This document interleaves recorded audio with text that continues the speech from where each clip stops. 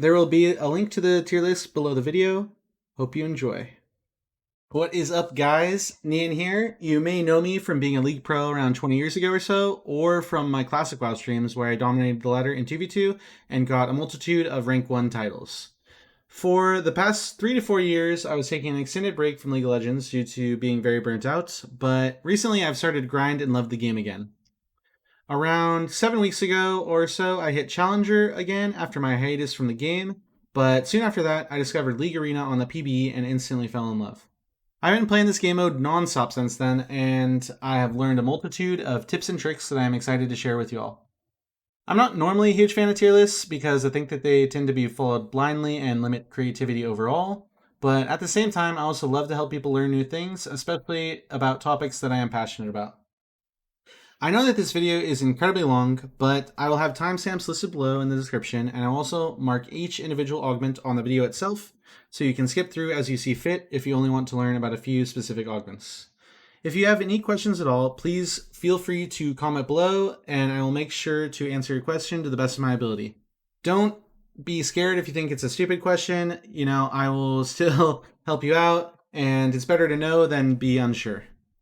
If you are interested in more League Arena content, make sure to like the video and subscribe to my channel because I will be releasing more content throughout the extent of the game mode's life. Hopefully it stays forever, but you never know. And just as a note before I get started, make sure you are always thinking for yourself and don't follow the tier list blindly when you're playing the game yourself. Every situation is different, and just because an augment is in D tier does not mean it's always going to be worse than the augments in the tiers above it. I've spent a lot of time thinking about the placements of each individual augment, and although it's a very hard thing to measure relative levels of strength of the many different augment tiers, I feel like I've done a pretty solid job overall. As for my credibility, I ended rank 8 on the PBE ladder and have currently peaked rank 12 on the live ladder while exclusively solo queuing and testing out a wide variety of different champions and playstyle. Sorry. I hope that you enjoy the video and you learn a lot of new things. Thank you guys for watching. Something else that I want to mention is that only the augments in the Please Nerf tier, the S tier, and the A tier are in order from strongest to weakest. And overall, I think all of these augments are really, really good. They're just good in different situations. And yeah, overall, I really think there's a lot of really awesome augments in this game mode. I think it's a super, super fun game mode. With a few tweaks, I think it's going to be even better. But overall, I think Riot's done a really great job with it. I'm really happy to be playing this game again.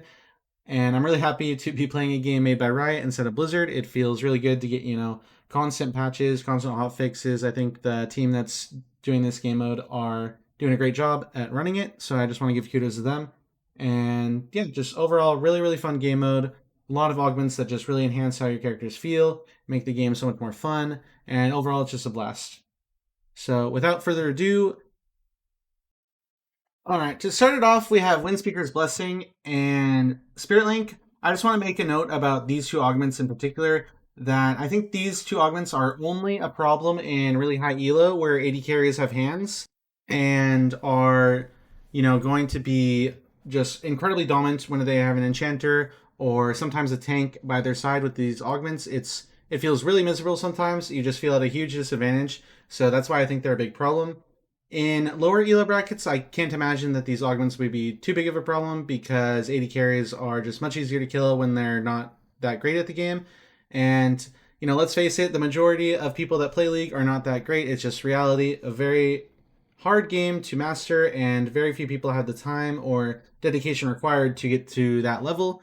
But for the degenerates that are in the top elos of the arena bracket, it's very depressing sometimes to play versus both of these support augments because not only are they very strong, but also the support items in general are very strong in this mode. I think that Zeke's conversions and redemption are both extremely overtuned at the moment. So if those are nerfed, I don't think these necessarily need to be nerfed. But as it stands, the support and hypercarry variant of comp is just way too dominant. Even after the nerfs, they're just too strong still. So definitely need to be addressed in some manner. have Windspeakers Blessing in the top of the Please Nerf tier. The reason why I think this augment is the best in the game is just it gives way too many stats even after the nerf. It provides way too much mitigation. It's by far the best augment for enchanters, and currently enchanter / hypercarry is the strongest comp variant without a doubt. It's also a solid augment choice on any character that has built-in sustain, whether it be through items or their abilities, like Vlad, Swain can use it really well. Any AD carry that gets Guardian Hammer can use it very well, even from the first augment selection. And, usually you almost always build either Bork or BT as AD carries, and Bork is also a really common option on a lot of characters just due to the inflated HP pools. So a lot of people can make use of this. While I wouldn't recommend this over other things on AD carries and people like Vlad and Swain, it's a really good alternative to not getting something that is your best augment. And, it's just way too good for enchanters is the main concern. Too much resistances. It just makes you so tanky when combined with things like Redemption, Gargoyle, Moonstone. You just get so much extra value from the resistances with the shields and healing that are so powerful in this mode that it's just an incredible augment, and it should be nerfed a bit more, I think. Another very important thing to consider with Windspeakers is that you can also stack it with itself. So just because your support has it doesn't mean it's necessarily useless for you to get as the hypercarry. You doubling up the resistances that you're receiving can be really, really clutch in a lot of situations. A lot of times you don't really need to do more damage as something like, Kale or Kog'Maw or Yi or Twitch, and getting more resistances just will make the game so much easier for you. It makes it so even if you make a mistake, you're not going to die because you just are so tanky. The extra resistance gets so much more value in this mode because how strong the items are for enchanters. The healing and shielding items such as, Moonstone, Redemption, Gargoyle Stoneplate just synergize so well not only with each other, but also with augments like Windspeakers, augments like Spirit Link, augments like Tank It or Leave It. They just make you so tanky, even though you still do so much damage. It's just a really, really powerful augment, and you should always think about whether or not you need it in the game and whether or not you need more damage. And, it's just really versatile, although, again, it is always only a must-take for enchanters. It's just something that you can also consider on other characters and still be, a really solid option. Even if it's not your best option, it can still be so good for you. And, it's just way too many stats for free. All right, next up is Spirit Link, and while it's not as strong as Windspeaker's Blessing, it's also really, really, really powerful in the current iteration of the game. I think the numbers are just way too high on it. They could nerf the augment to like 20% on the damage redirection and 20% on the healing, and I think it'd still be a pretty solid choice for enchanters. Or alternatively, they could potentially leave it at these numbers and just nerf the support items a lot. But, something definitely needs to be done about either the support items or these two augments. And the current state of the game, it just feels really, really bad to play versus a hypercarry comp when they have an enchanter or a tank by their side. And, they're building items like Zeke's, items like Redemption, items like Gargoyle Stoneplate that, are just both those items in particular, Gargoyles and Redemption, they bounce to the carry as well through Moonstone. So you're just getting so much value from those two items in particular. It's just a massive shield on both of you. Redemption, just heals you to full. It's just so much value. And it's just really, really scary because when you're going against a hypercarry like Twitch, like Kog'Maw or Kale or Yi, obviously you want to try to burst them out as quick as possible. But it's just so hard to do that when they have an enchanter or tank that has Spirit Link or, an enchanter that has Windspeaker's Blessing. It just makes them so much tankier than they should be. And, combined with the items that I previously listed, as well as a couple others, it's just really hard to kill either of them. And a lot of times when the enchanter or tank has Spirit Link, you kind of feel almost forced to go on the enchanter first. But it's just so hard to be able to kill them and also kill the AD carry afterwards because you're going to be super low HP because you just have a hyper carry wailing on you. And, if the support and the AD carry both have hands, it's just a really, really hard game to win for most comps in the game. There's very few comps that can really deal with this, and it kind of forces people, in a sense, to play those types of champions in order just to deal with the AD carry and, or not just AD carry, sorry, hyper carry and support type comps. So it's just not really healthy for the game at all for that comp to just be so powerful. These augments or, the support items just really need to be toned down in some capacity. And yeah, it's just, I don't know. The game mode is super, super fun, but when AD carries are just so powerful, and like things like Kale and E as well are just so, so powerful, and it just doesn't feel satisfying to go versus that kind of style of comp multiple times in a row, because the game just feels so disadvantaged for you. They're just so hard to kill either person. Like I said, they just do so much damage still, even though they're one threat comp. And it's really, really hard games to win if they play properly and they have like, a working mouse and keyboard and functional hands. You're not going to win the majority of the time if they're playing properly. And that just kind of feels bad. It's the main problem with the game mode as it is how powerful those comps are, and thankfully people aren't playing that comp as much. Probably because, they're just bored of playing hyper carry and enchanters / tanks every single game, but it's still just incredibly dominant. Whenever people pick that comp, it just feels really, really hard to win. And yeah, it just needs to be toned down in general. Right, so third on the list is Tank It or Leave It, which is absolutely bonkers for a silver augment. Even if this augment was prismatic, it would still be considered pretty good in my opinion. It's just way too much value on a silver augment to be left in the game in its current state. Not only does it give you the 20% crit chance, but it also just gives you so much damage reduction. For those that aren't familiar with the way it works, it enables you, based on your crit chance, to reduce damage you take from an ability or an attack by 40%. So if you have 60% chance to crit, you have 60% chance to also reduce damage by 40% from each individual attack or ability. It's just really ridiculous if you think about it, how much damage you're going to be reducing from this. Whenever I check it, I'm reducing like 1,000, 2,000, sometimes even like 3,000 damage in a single round when I have 60%. And, even with 20% crit, it's still really, really strong.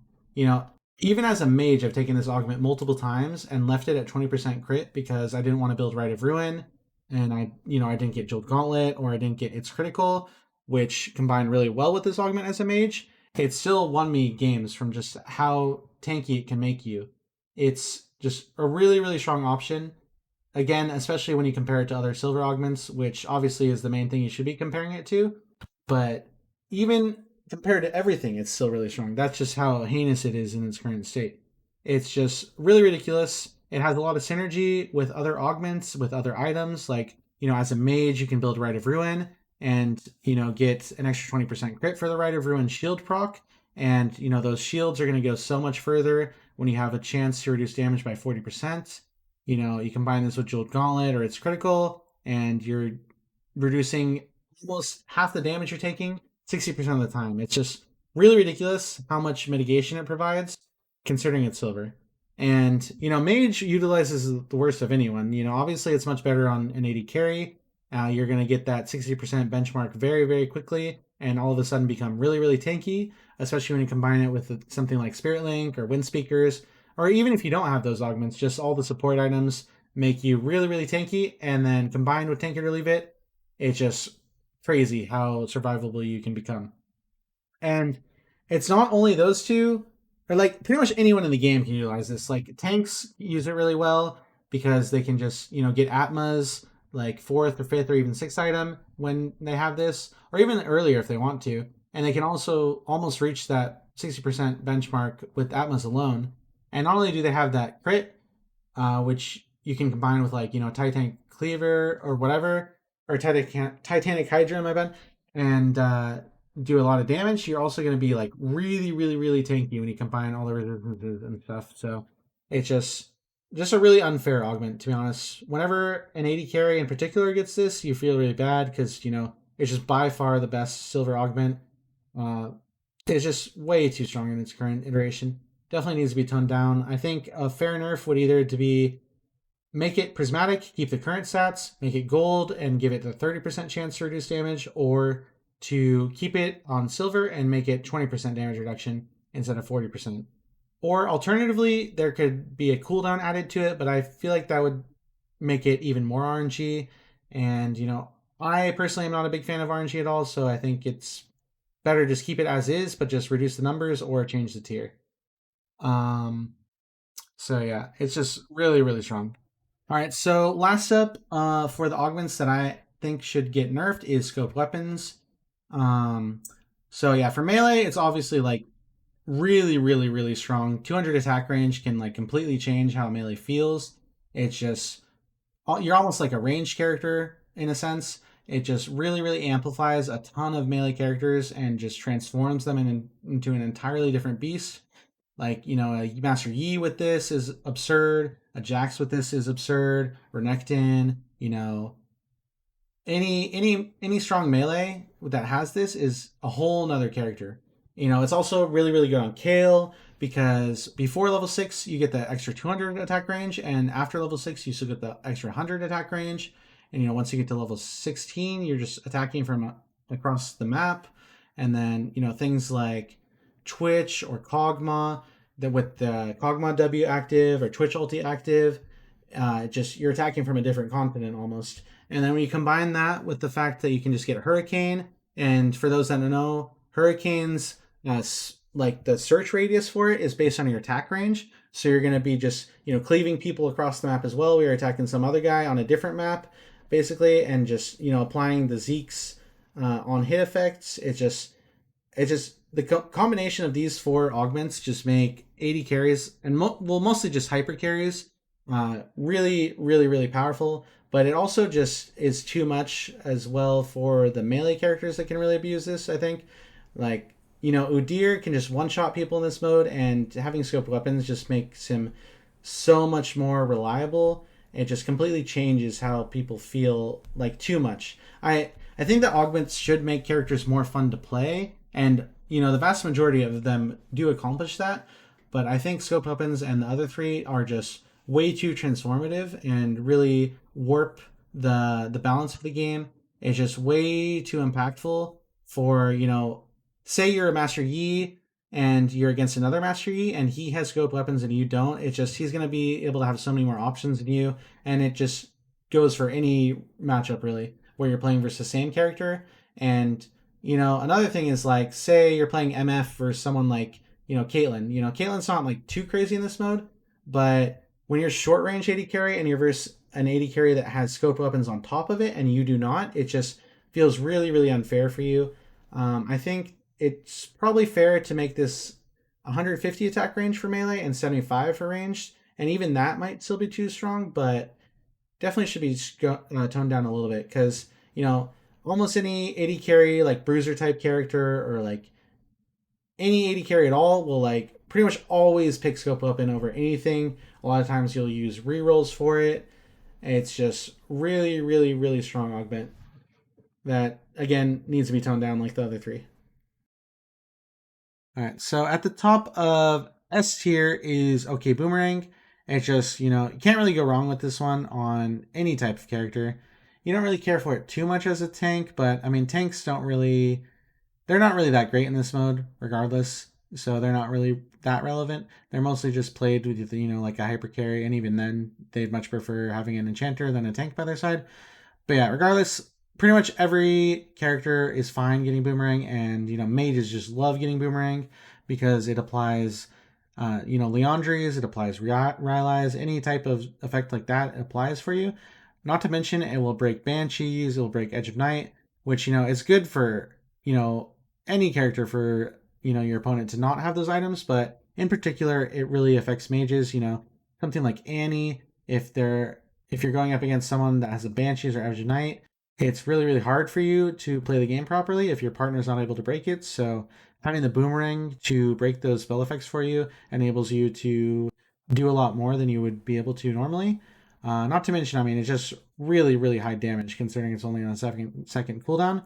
Not to mention, if you get quantum computing as well, it's, going to be affected by your ability haste as well. So you're going to have potentially, like a 2 or 3 second cooldown on Boomerang. And, each time it goes out, it does like, 500 to 1,000 damage or something. Not to mention the spell effects it applies. It's really, really, really ridiculous. Honestly, it should probably be a prismatic tier augment and people would still get it. But as it is, I don't think it's as heinous as the 4 augments above that deserve to be nerfed, but it'd probably be next on the chopping block, I would say, in my opinion at least. It's just really, really good item, really versatile. You just can't really go wrong with the OK Boomerang. And considering how powerful it is, how versatile it is, just almost always a good choice. Alrighty, so next up on the list is Contract Killer, which is, it doesn't seem that good at first glance. You're like, okay, it's 15% damage, 350 gold. It's all right.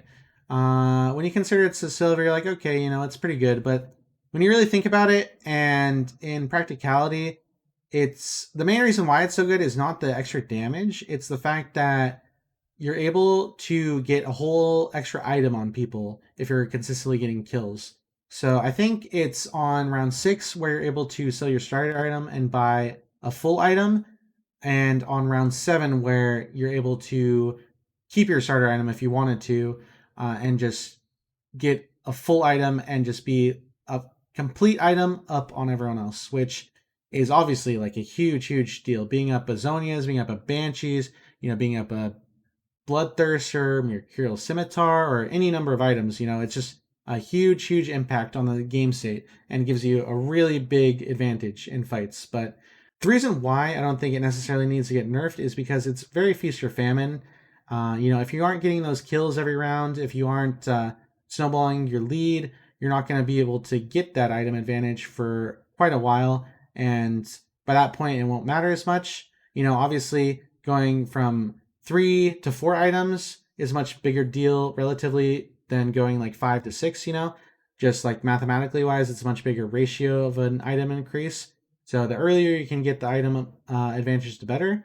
I like this this augment, because it enables, early game comps to really benefit from snowballing. Because, typically when you're winning rounds, you retain your HP, but in the early rounds, losing doesn't matter that much when you're only losing like 2 or 4 HP per round.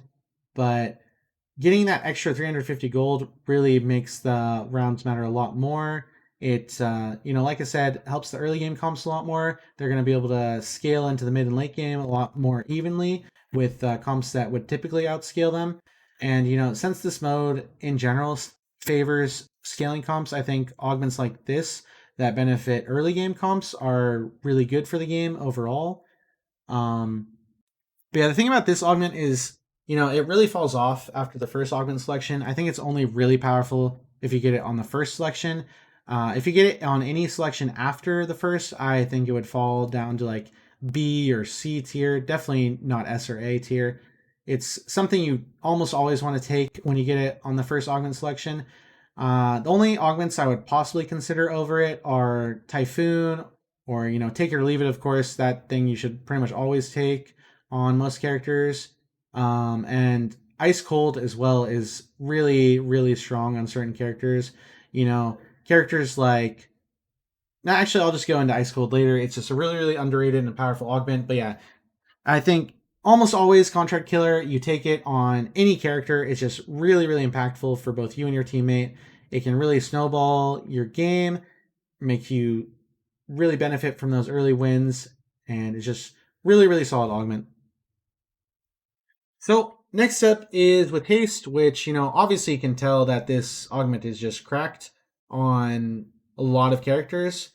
Primarily, it's best on mages. You pretty much always take this on a mage, unless if, you have OK Boomerang on the same role. And in that case, it's a tough call. They're both really, really good. They both enhance your character a lot. It just depends on the situation, depends on your items, depends on a lot of factors. But yeah, you just can't go wrong with haste on a lot of characters. Like I said, any character with around 40 to 50 ability haste at least gets a lot of value from this. Especially late game once you sell your boots for 6 items, you feel a lot less bad about it because you're still just zooming around while everyone's like just walking around in a wheelchair, you know? It gives you a huge advantage over them at that instance, but throughout the game, it just, you know, movement speed is power. In pretty much any game ever, movement speed is one of the best stats ever. It just gives you so much, not direct power, but, you know, indirect power, because you just have so much more control over the tempo. You have so much more control over the flow of the game, being able to choose when you want to go in, being able to constantly run away. In between spell rotations, you're able to just reset the spells really easily. You have plant priority by being able to get to the plant so much quicker than everyone else. You're able to escape people. You're able to chase people down much better. There's just so many benefits to having much higher movement speed than everyone else. So all in all, it's just a really solid choice. And you can't really go wrong with Haste. Like I said, it's just an amazing augment. It's super, super fun as well. Like, ignoring the practicality of it, it's just really, really satisfying to just zoom around the map so much faster than everyone. It just really, really fun. Especially when you combine it with an augment like Eureka, where you get, you know, an extra ability haste based on 20% of your ability power. It's just a really, really, really strong combo. Whenever you get one, you should almost always look to get the other one. Um, yeah, you'll just feel incredibly strong if you get that combo. But even alone, they're both pretty powerful individually. But I would definitely say with Haste takes the cake. Just really amplifies how a lot of characters feel. Jeweled Gauntlet is next up. It's also, you know, a very satisfying augment, just like with Haste. I wouldn't say it's as fun, but, you know, seeing big numbers is really nice. You know, big numbers equal big dopamine, you know, big dopamine, big fun, etc. It just gives you a chance to crit with your spells equal to your critical strike rating. And it also gives you extra crit chance based on how much AP you have. I don't know the exact ratio, but you can get to up to like around an extra 20% based on your AP, I'm pretty sure. So you generally want to combo this with Rite of Ruin, which is one of the new exclusive mage items in this mode, which is really, really good combination with this. Generally, you build Rite of Ruin when you get Jeweled Gauntlet, but Rite of Ruin can also be really good when you get Tanker Lead, of course, like I said earlier. But yeah, Jeweled Gauntlet just works really, really well on any character that, you know, does a lot of damage with their abilities, whether it be high base damage or, you know, characters that naturally build crit, or characters, you know, that are just gonna have a lot of AD that amplifies their spells with good ratios, or AP that amplifies their spells. It's just gonna give you a lot of value on like pretty much most characters in the game besides tanks. Honestly, you can't really go too wrong with this augment. It feels really good. It is really good in a lot of situations, and yeah, it's just super powerful. Mm, just really good combination with, you know, obviously the 2 crit augments, the gold ones. Really good combination with Tinker to Leave It. Just a lot of synergy there. Not to mention, you know, if you get Soul Siphon and Jeweled Gauntlet, what that does, it not only gives you that extra 20% crit, but it also makes it so when you crit with a spell, you heal for 30% of the damage that your spell did. So on some characters, you end up getting a lot of healing from that extra 30% spell vamp that you get from Soul Siphon and Jeweled Gauntlet together. So there's a lot of cool interactions you can get with Jeweled Gauntlet. You know, and like I said, just seeing the really big numbers is very, very satisfying. Just, you know, evaporating someone off of your screen, very, very satisfying. Just really fun augment, really strong augment. You know, that's why it's an S tier, of course. Just good. It's just good. All right, so quantum computing is next, and, you know, at first glance, it doesn't really seem that powerful, but that's mostly just because the tooltip is honestly just kind of bad for it. It doesn't really tell you everything about it. And, you know, when you read the last line, your automatic augments are also affected by ability haste. It doesn't really make much sense to you when you first start playing the game mode. You have no idea what that even means. You think that, oh, okay, so quantum computing is affected by ability haste, but that's not the whole gist of it. It, like any augment that has automatically in yellow text, will also now get affected by your ability haste once you get quantum computing. So it has a lot of synergy with those augments if those are good for you, which, OK Boomerang, you can't really go wrong with that combo. Quantum computing and OK Boomerang is like a giga high roll. That's just super, super powerful on any character in the game. If you have some ability haste, it's going to make you shoot boomerangs out every like 2 or 3 seconds. It's going to make you drop like a huge square of doom from the sky with quantum computing. And, you can alter your build to, if you for some reason get double prismatic and get Trueshot Prodigy as well, you can buy something like, Leandries if you're playing Swain or Vlad and you get quantum computing. So you're able to proc the Trueshot Prodigy with Leandries, or, whatever you want to do with it. It's really, really powerful. The main powerhouse combo is OK Boomerang and quantum computing, but being able to synergize with Trueshot Prodigy, Extendo Arm, and Frost Wraith, you're able to get some extra value from those when you have quantum computing, which is nice. But yeah, quantum computing itself, the tooltip is very vague, not only for the automatic augment aspect, but also because this augment also heals you, and it also has like a slight slow on people when it hits them. So yeah, there's just a lot of things that at first glance you wouldn't really notice about it, or well, you can't possibly notice about it because the tooltip just sucked. It's just really, really good augment on a lot of characters. Like as long as you have some ability haste, it's really great on like any melee. You can't go wrong on it, especially early game. It's really, really impactful. Probably the most impactful early game augment, besides maybe like a slow cooker on like a tank or something. But tanks kind of just suck in this mode, so that doesn't really matter much. It's just really, really good augment throughout the game as well. And, obviously scales with your ability haste, so you're just going to be dropping down the big square of doom more and more often as the game progresses. And yeah, it's going to keep on scaling in terms of damage as well. Just really, really great augment. It's definitely best on melee characters that build some ability haste, but, like I said, you can also get it on, Swain or Vlad type characters where you kind of want to be on top of people. Or alternatively, you can also get it on, a mage as well, because they generally get a lot of availability haste. And the nice thing about it on a mage, where it's not really your ideal augment, it's gonna be able to punish people for diving on top of you. It's really good when there's a lot of melees that are gonna be diving on you. If you verse a bunch of ranged people, it's not really that much value to get it as a ranged character. And that's, again, if you're playing something that wants to be on top of them, like Swain or Vlad. But yeah, overall, just really good augment. Really cool when you get the OK Boomerang and Quantum Computing Wombo combo. It's just really, really deadly, really, really powerful, really, really satisfying. Like, you can miss all your abilities and the game will just play itself for you. You'll still do a shitload of damage regardless. Just really cool augment.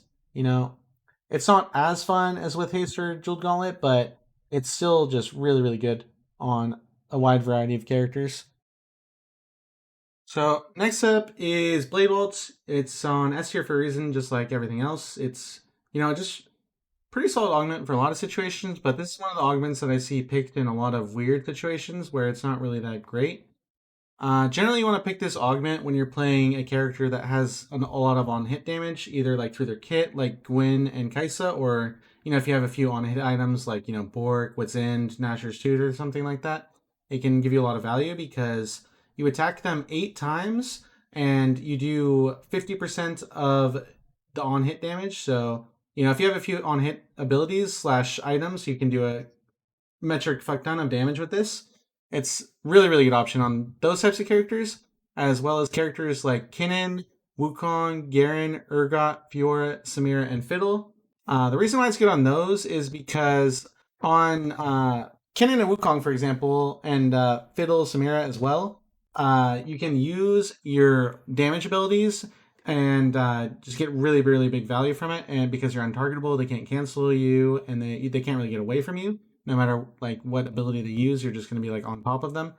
So yeah, you can use like Kinnan ulti, Wukong ulti, Garen spin. Urgot will proc all of the like corners to attack people, do big damage. Samira ulti with Blade Waltz, obviously very powerful as well.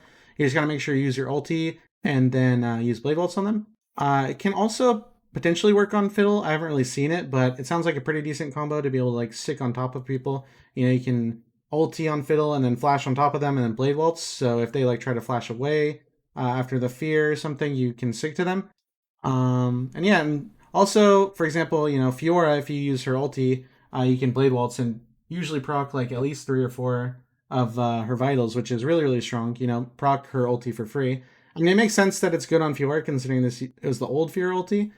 But yeah, I mean, it's just really solid ability to use for those factors. But another big thing about it is that you can use it as a way to avoid spells or, you know, like dodge CC or something.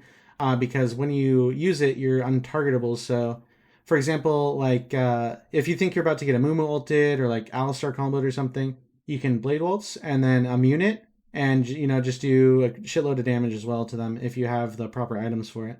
Um, the reason why I said I think this item or this augment is used improperly is because a lot of times I see it on champions that don't really use it well at all. I mean, maybe they just didn't get a good augment selection, and in that case, it can be a good alternative. But you shouldn't really tunnel vision on this one too much, unless if you're like one of those characters I listed, you know, or like you have on a bunch of on hit items, or like I said, if you just didn't really get a good alternative. So it's just a really solid augment. Keep in mind to get sort of your flea. So you just got to play around that. Make sure you don't try to use flea and accidentally blade waltz when it's not really a good opportunity for it.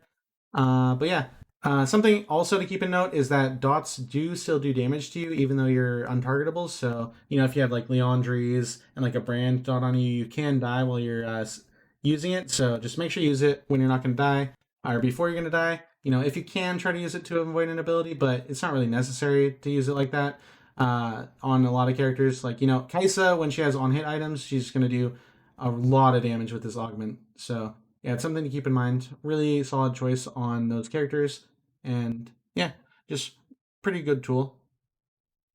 All right, so Mad Scientist, I think, is one of the more underrated augments in the game for sure. Although I don't really like that there's RNG involved with it, because you know a lot of times when I pick this, I would prefer to get the ability haste and movement speed version. It's not too bad because you know obviously getting 30% adaptive force and 20% HP is still pretty solid. But yeah, I mean generally I pick this on mages and get really good results with it because you know it's kind of just like a mixture of with haste and recursion.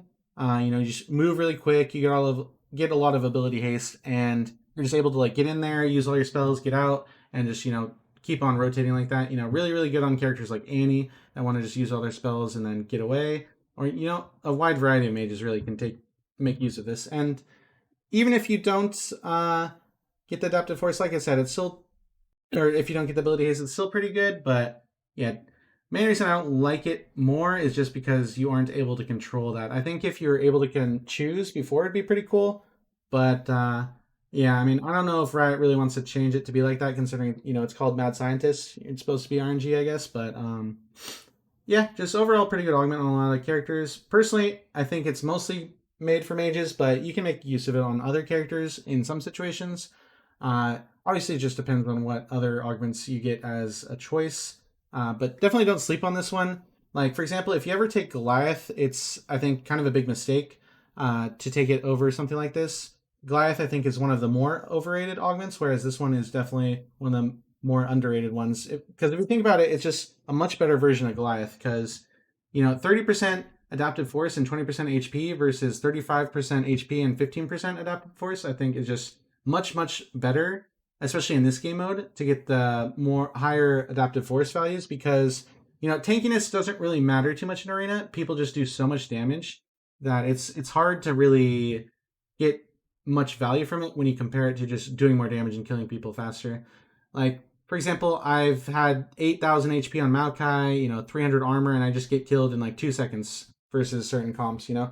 It just really, really important to focus on building damage over survivability. In most cases, obviously, you still want to get like things like Zonias or like Banshees or like Mercurial Scimitar. I'm not saying to avoid really powerful items like that are game changing, but items or like just going for straight tankiness and not the effects of the items is kind of a mistake.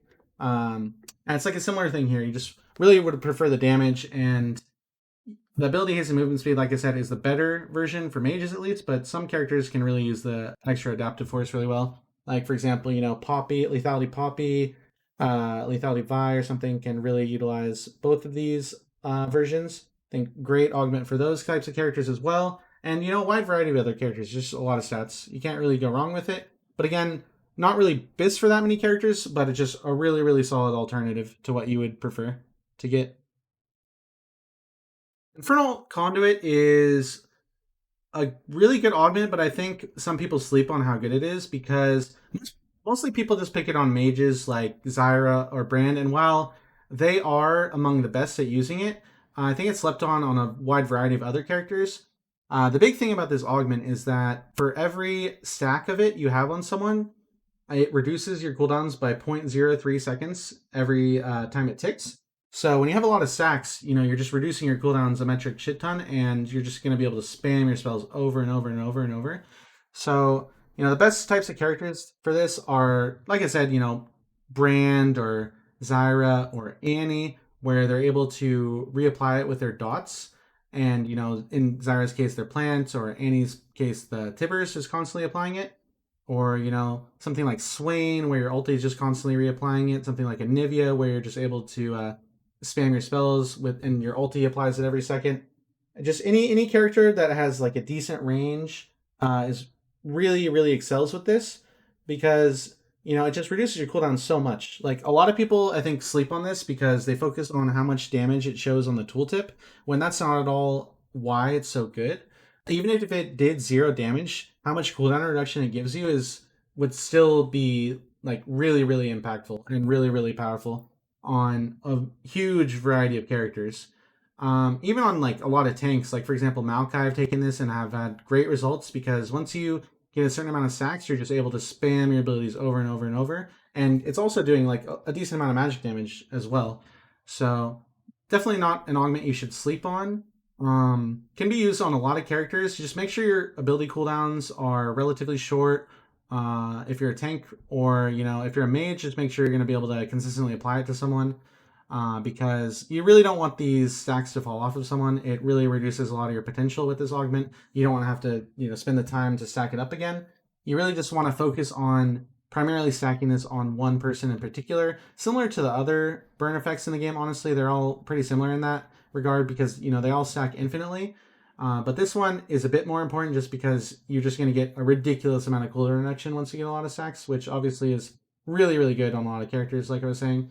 Another thing to keep in mind with this augment is that your burn effects also trigger the cooldown reduction effect. So it has innate synergy with Liandry's and Demonic Embrace, because those are coded as burn effects. I wouldn't really tunnel too much on building those items if it's not good for you that game. More so in the case of Demonic Embrace. I don't think that item's too great in Arena in general. But Liandry's is usually the best purchase for a lot of mages, so you're going to get that innate synergy there naturally, because you're probably already going to have a Liandry's, so that's another benefit of it. But regardless of if you have those items, it's still really good on a lot of characters. Just make sure, like I said, you're focusing on getting the stacks on one person, and you're going to have really great results with this one. Trueshot Prodigy is obviously something that is intended to be used for characters like Xerath and Lux, but it's actually a really good choice for a lot of other characters as well. Something a lot of people don't know about it is that any type of damage can proc it on someone. So, for example, if you have a Liandry's ticking on someone, you can just run away from them for a second to proc the Trueshot Prodigy, run it again and attack them for a little bit, run away once it's been 5 seconds, and just proc it over and over and over and get a lot of value from this. It's super good on things like Corki, or Zyra. Anything that you can poke with from far away is going to get a lot of value from this augment. Someone else that's actually really good with this that you wouldn't expect is Twitch, because, you can just ulti and you'll instantly proc the Trueshot right away, be able to get another one during your ulti, because it's only a 5-second cooldown if you're far enough away. And then afterwards, if you want to run away and get plants to maybe reset your ulti, you're going to proc it again from your poison ticks. So, it's just really powerful on any character that is going to build Liandry's. Really powerful on any character that wants to poke, like Corki or Zyra. And yeah, just pretty solid augment. Not really much to it, just something to keep in mind if you ever happen to get like a double prismatic roll. Getting quantum computing and Trueshot Prodigy can be pretty good, although it is kind of niche for a character to be able to really be able to utilize both. I think it would mainly be something like Swain, where you would get quantum computing and Trueshot and be able to really take advantage of it. Because, like I said earlier, in general, quantum computing is something where you want to be on top of people, and Trueshot Prodigy is something where you want to be really far away from people. So it's kind of a weird duo, although it is very, very powerful to be like someone like Swain, have, let's say, 50% cooldown reduction and then be shooting an Ezreal ulti every 2.5 seconds at people. It's really, really powerful. Yeah, just a good augment. Eureka is pretty self-explanatory. It's obviously just really cracked on every single mage. I would consider the other mage options in this tier stronger because their peak potential can be reached by a lot of characters and just gives you so much value. But if you do have with Haste, I would say this is the best possible augment you can get on pretty much any mage. The combo of with Haste and Eureka is just really, really cracked. Just being able to run super, super quick because with Haste scales with your ability Haste, and Eureka just gives you a shitload of ability haste, is a really, really dominant combo that you can't really ignore. Typhoon is really, really strong. It's pretty much only good on AD carries for the most part, especially AD carries that are building on hit items because obviously, it applies on hit effects. But even if you're not applying on hit effects, it's not too bad. But yeah, obviously you would prefer to have like, at least a Bork or the more the better, obviously. With like a Whitsun, a Bork, and Ashers on Kaisa, for example, you're going to be really dishing out a lot of damage, especially considering you're applying your passive as well.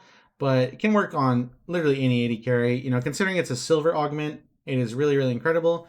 Even just doing, 30% extra damage to people just from the attacks, even if you don't have an on-hit item, can be pretty good.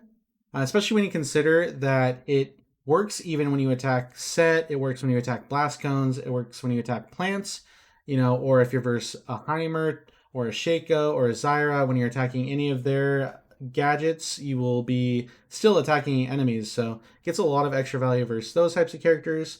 If your support is building Zeke's, which is the super OP item, by the way, probably needs nerf, you should definitely go this augment. And you can also go Hurricane as well because they do stack together and you'll get a lot of value from the Zeke's if you have both. But even if you don't want to build the Hurricane, the Typhoon alone will be a great user of the Zeke's and just really strong augment for AD carries. Tank it or leave it is definitely better in most cases, I would say, but this is really, really strong and without a doubt the best augment for AD carries besides Tank it or leave it, except for, I would say, Corki and Misfortune. They would prefer vulnerability because the 50% extra damage on crits for damage over time effects works with both Corki Package and Misfortune Ulti. So obviously they would much prefer having vulnerability over this, but pretty much every other AD carry likes this one a lot. So just a really strong choice. All right, so now we are on to the A tier, and just like S and the Please Nerf tier, these augments are also in order from best to worst. A lot of people might be very confused about some of my choices in this tier in particular, especially the first two. But I gotta say, these two augments are very, very underrated and really, really strong. And although, it's really hard to order augments from best to worst, especially in a game mode like this with so many characters, I just think that these two augments can work on a lot of characters. They're really effective on all the characters, so that's why I put them here. So yeah, for Restless Restoration, it's just really underrated because people just don't realize how much it actually heals you and how much that healing can really influence the game. It's similar to Contract Killer where, the later you get it, the worse it is because damage just becomes higher and higher. And at a certain point, fights just become really, really short because people just do so much damage and you're not really going to be able to utilize it that well a lot of times. But if you're able to get in a 1v1 scenario at any point in the game, this gives you such a huge edge over your opponent because, just running around and being able to heal from that is a huge, huge deal. It's say you're both at like 50% HP, you both go to get a plant, they get to like, 75% HP, but you're going to be at full HP, because you're just running around and you can just constantly poke and prod with this and get a huge HP lead over people. Even if, it's a 2v2 scenario, you can just communicate with your partner and let them know you kind of just want to poke and take advantage of this augment. And, you know, it's obviously best on characters that have high mobility or characters that have really high HP pools because it scales with max HP, but it can work on literally any character in the game because of how much it heals you. And yeah, like I said, it does fall off in later rounds. I would say it's only A tier at the very first augment selection because it will just give you a huge edge in those early rounds where people don't have that much damage, they're not able to burst you quickly. You're just going to be able to heal, you know, even in the early rounds at like 1,000 per round, which obviously is massive. It's almost your full HP bar on a lot of characters. So you just get a lot of value from this. It's won me a lot of games. Just the extra healing, I would have died without it. And just, like I said, super versatile. It works on literally any character. And just a pretty good option, especially if you get it early. So Vanish is another augment that I think is pretty underrated overall. It just has a lot of use cases. You know, you can either use it to escape momentarily, get out of harm's way, or, you know, you can just catch someone up by surprise with it. Like, for example, you know, you're an Annie. Vanish is a great tool. Just get on top of people without having to flash. You know, you're a lethality Poppy. You can just angle yourself to send them in the wall out of stealth, which is obviously very, very powerful because you're going to be able to almost one-shot them, or usually one-shot them if you have the right augments and items. And yeah, just really strong on a lot of characters. Another example of this is Quirky. You know, you can get the package, and now in the new patch, you only have 15 seconds to use it. So it might be harder now, but you can, for example, just get your package, vanish, get on top of someone, auto attack, ulti them, and then just package really far away out of harm's way, and you're just going to chunk them for most of their HP and get a huge, huge tempo advantage from that. And yeah, a lot of characters can use this. Any character that has high burst, any character that has really strong CC can get a lot of value from this. Just being able to catch people off guard and land a really impactful spell is obviously a really big deal. Another factor about this augment is that it removes a lot of really bad / average augments from the pool that you usually won't want, such as, you know, the Kindred ulti, Banner of Command, Anivia Wall, Ignite Exhaust, Castle, Heal Barrier, Evocation, Warmup Routine, and Zonias. You know, most of those are usually not going to give you much value. There's niche cases where Kindred ulti will be really good, and there's niche cases where Banner of Command will be really good. But a lot of the times you don't want any of those augments. So it's really great to get rid of those from the pool. It really increases your chance of getting what you want. Something to keep in mind, though, is that if your character benefits a lot from Blade Waltz, you probably will want to stray away from taking Vanish because you will not be able to get Blade Waltz when you take the Vanish. So that is really an important thing as well. But yeah, just really, really solid tool. Something important to note about this augment is that say your champion is out of vision of the enemy, but you're like just on the cusp of being out of vision, the animation for Vanish will show them in that scenario. So you want to make sure that you're just completely out of vision before you use this so they don't see the animation. And, you know, you have 4 seconds to get on top of them. So, you know, if you have, let's say you're a lethality Poppy, you have Ghost Crawlers, what you can do is you can pop your Ghost Crawlers and pop Vanish and then just get on top of someone and just really, really good tool for catching people off guard. That's the main benefit of it. You know, like I said, you can use it as a way to escape, but generally it's just going to be best used on characters with a huge burst or a lot of CC.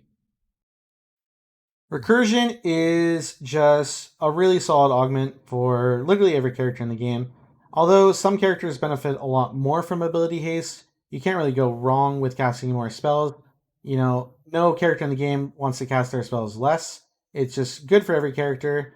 And, you know, not really much else to say about it. Just, you know, very basic augment. But just like Witchful Thinking, basic doesn't mean bad. It's just a really powerful stat. Everyone can use it. Can't really go wrong with it. Ultimate Revolution, at first glance, you would think would be one of the best augments in the game, but there's a few reasons why I wouldn't really consider S tier. I think it's only really best for Amumu and Malphite, and, you know, sometimes Kale, but regardless, it can be really good, and, you know, sometimes even the best option for you. Just depends on the game state a lot. There's just a lot of really, really powerful prismatic augments, so you just have to really evaluate how much you want it.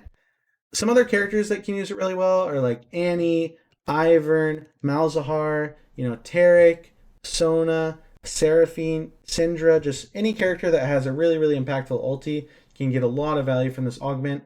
It just depends a lot on the scenario. Like, for example, I've played Sona before when I had this augment and I had a Twitch on my team, and just being able to ulti both of them twice just gave us so much value, made the rounds really easy because they're just both stunned for 3 seconds while my Twitch is just murking them. They can't really do much about it besides, like a Mercurial Scimitar or something. It's always a solid choice on most characters, but like I said, just not your best choice. So that's why I don't put it in S tier, as well as the fact that plants are just so powerful. You can get your cooldowns back naturally just from hitting the plants. Each time you hit a plant, you get 20% of your cooldowns back, which is further amplified by Guardian's Dirk on characters that run it by an extra 30%, 33% on top of the 20%. So, that's something like 27% per attack. So you only need 4 plants to get your ulti back. So a lot of times you don't even need this to get a second ulti off in rounds. So that's another big reason why I wouldn't really consider it to be S tier on overall. But yeah, like I said, it can be your best option. You just have to really evaluate what you need in the game. And that's, part of the appeal of this game mode. A lot of things are very situational, whether it be your items, whether it be your augment choices. It just depends a lot on who you're fighting, who you're scared of fighting. You can just really put a lot of thought and, theory craft your best option mid-game. Just adds a lot of depth to the game mode, which I really appreciate. Master Duality is one of the more niche prismatic augments for sure, but it's still very, very powerful on the people it's good on. So, that's why I have it high up in the A tier, although I don't think it's quite strong enough to put in the S tier. Although that's not to say that it isn't incredibly strong on the people that it's good on. It's just not enough variety for it to be that dominant, in my opinion. But yeah, just any character that can utilize both attack damage and ability power will make great use of this, such as, like Kale or Jax or Kaisa or Twitch, all really great users of this. Alternatively, you can use it on characters that have, good AED scalings and just stack it up before the game starts. Like, for example, you can play Lethality Poppy and just spam your Q and your W and try to avoid engaging for a bit and just stack a fuckload of attack damage before you even fight and kind of just cheese people. Although, good players will understand that's what you're trying to do and punish you, or not really necessarily punish you for it, but just try to, engage quickly so you're unable to sack it up. But another cool thing about this augment is that you're able to stack it with any attack, similar to a tap dancer. So, every time you attack a plant, every time you attack a blast cone or a Zyra plant or whatever it is, as long as you're shooting an attack out, you're going to be getting the ability power. Every time you use an ability, even if it's not landing, you're going to be getting attack damage. So there's a lot of ways you can take advantage of this and just get a lot of extra stats in the round. It just scales infinitely during the round. So, high attack speed characters use this really well, like the characters I listed. But like I said, there's ways to utilize this on a lot of characters, but generally just not going to be your best option besides arguably on those 4 characters that I listed. Yeah, just, pretty solid augment. Recursion Colossus is really, really powerful for the characters that can utilize it. You have your Alistar or your Maokai or your Leona that are going to be able to get a lot of shielding from this. But ultimately, the main problem with it is that it's kind of a selfish augment in a way, and tanks realistically just aren't that great in the mode currently. Tanks and assassins are both definitely the weakest class archetype, so that makes this and Slow Cooker lose a lot of value. I think inherently, in terms of strength relative to other augments, they are both definitely S tier, but when you factor in how strong tanks are as a whole, I just don't really feel comfortable putting in S tier when generally you're just not going to get affected by this too much. You can just ignore the tank. Although it does enable people to play much more aggressively when they have this. They can either build more aggressively however they want to. Like, AP Alistar or Leona can go like Titanic Hydra or something. Random items, whatever you're cooking up, can be a decent option, but ultimately you're still going to be a tank and you're probably not going to be able to, just have as much impact as the other augments would on the characters that can utilize them well. But yeah, I mean, overall, like I said, you're gonna be way tankier when you take this augment. Just really, really strong in that regard. But yeah, you're still just gonna be a tank that doesn't really do much damage. Not gonna be able to like single-handedly carry games in most situations. So yeah, just really strong for survivability, but not too much else. Although something that you can do with this is go Moonstone on any of those characters I listed, and try to give a lot of shields to your teammate. And while that is pretty powerful, it's still just not going to be nearly as strong as an enchanter with Windspeakers, or an enchanter with Spirit Link, and or even a tank with Spirit Link. Right? You would still prefer having Spirit Link over Courage in that kind of scenario, but it is a good alternative. You can change up your build to try to play that playstyle. That's probably the best way to use this augment. But yeah, like I said, just you're still a tank at the end of the day, which is just how the world works. Life's not fair for tank players, but that's just how it be. Riot will probably patch it at some point if the game mode stays, which I really, really hope it does stay because I've been loving this game mode a lot. But you never know what the future will hold. So Slow Cooker just suffers the same thing as Courage of Colossus, where it's generally just going to be best on tanks, although someone like Swain can use it really, really well. You can just opt to build really, really defensively on Swain and just utilize Slow Cooker and your ult to kill people, which can be an okay option. But at the same time, this game mode, like I've said multiple times, just has really busted damage. And even if you build full tank, you're still just going to get obliterated late game. So it's really hard to choose this over another augment on Swain where you're going to be able to kill faster. That's the number one priority. Late game is just being able to kill people quickly. In most situations, in most comps, you really need to focus on your damage over your survivability. So playing to accelerate this augment as Swain can work, but I don't know if it's going to be that great for you once you get to the later stages.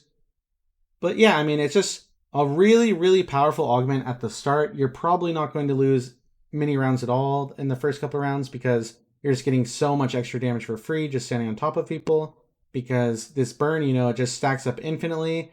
And I think it's 0.8 or 0.6, I forget exactly, max HP damage per second for 5 seconds per tick. So once you get, like 10 ticks of it, it's going to be doing just a heinous amount of damage. And like I said, just stacks infinitely. So just make sure you're just trying to stack it up on one person in particular, and you're just going to destroy them once you get a lot of stacks, which is really nice. But, it just falls off too hard because you're just going to die too quickly to get a lot of stacks in most scenarios. So, yeah, I mean, if tanks get better, I think this augment and Courage of Colossus inherently will just move up in a lot of strength. They're both really, really, really powerful augments by themselves when you compare them with other augments, but when you look at the overall game state, they kind of both fall off. And yeah, I mean, it can work on some other characters besides Swain and tanks, but generally it's not going to be that great for you. So Top Dancer you can't really go wrong with, but the reason why I have it here, even though a lot of people think it's really amazing, I don't fully agree. I do think it is a good augment. I just think it's a little bit overrated. It just kind of lacks in oomph compared to, like Master Duality or Jeweled Gauntlet or, Blade Waltz on hit carries. Like, there's just other augments that will be able to give you a lot more value in a lot of cases. Although this is a really good option in some cases, don't get me wrong. It gives you a lot of movement speed. So, if you're a lower elo 80 carry, I don't really recommend it too much. You're probably not going to use movement speed that well. You'd probably be better off with some more damage. But yeah, I mean, once you get really high elo and 80 carries have powerful hands, it gets a lot more value. But at the same time, I just really favor augments that just give you more burst, that give you more damage. I think that's really key in this mode. Just being able to kill people quickly is huge. And it's just a good augment in my opinion. It's not too amazing, but you can't really go wrong with it as an 80 carry, like I said. Some things to consider is that, when you get this, Typhoon gets a lot more value. Hurricane gets a lot more value because you're just going to be stacking up faster. Something else, I've heard Zeri can just spam her Q and not even hit anything in game move speed, which is pretty interesting. It's probably really, really strong on her. And yeah, just any attack at all works. So if you're versus things like Heimer or Zyra, Shaco, it gains value. If you're on a set map, you can just try to, attack set a lot, get a lot of attack speed and move speed from him, and just farm it off him, which I think is not really a healthy game mechanic, but that's a whole nother topic. But yeah, regardless, it's just pretty good. Oh, and also another thing that you should factor in is if you combine this with Chauffeur, you're going to be very, very fast, both you and your partner, which is obviously very quick, or very, very strong. Because like I said, movement speed is really, really powerful tool in any video game ever. Movement speed is almost always going to be one of the strongest stats you can have. But yeah, if you're a lower elo AD carry, you're probably not going to be able to utilize it as well as a higher elo AD carry. So just be realistic with yourself and how powerful your hands are when you are opting to take this augment. But yeah, just can't really go wrong with it as an AD carry though. Always a good fallback. Symphony of War is a really, really strong augment, but at the same time, I just can't really put it higher than this, in my opinion, just because I can't really consider it best for anyone. I might be underrating it on some character that I'm not aware of, but I feel like every character has a better option than this, although it is a really good cope option if you don't have a good alternative. It is one of the best cope options you can get, for sure.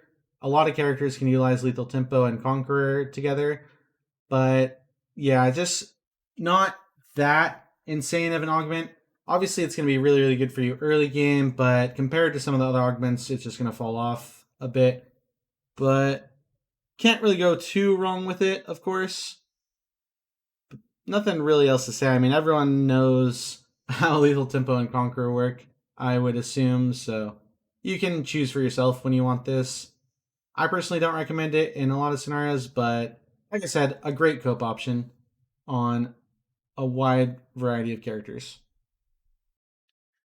Ethereal Weapon is a pretty interesting augment, and it has a lot more uses than you would think at first glance.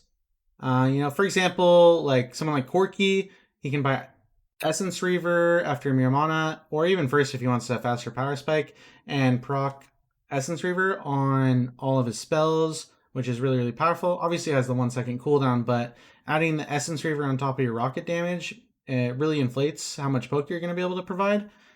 Someone like Annie can proc Lichbane with her Tibbers. Zyra can proc Lichbane with her plants. Or, like Skarner, he can throw his E out, and normally you'd have to attack them after using the E, but with this augment, your E stuns them by itself, which can be a really good way to get on top of people more cleanly. But yeah, I mean, I wouldn't really tunnel on this one too hard. Like, if you get it on a mage, I wouldn't go Lichbane and Nashor's Tooth. I would mostly just recommend to get this and combine it with Lichbane on a mage if you're able to afford that itemization. It will get you a lot of value, especially considering Lichbane is buffed on this mode. It can provide you with a lot of extra poke and a lot of extra skirmish power. But again, it's not something you should really tunnel on.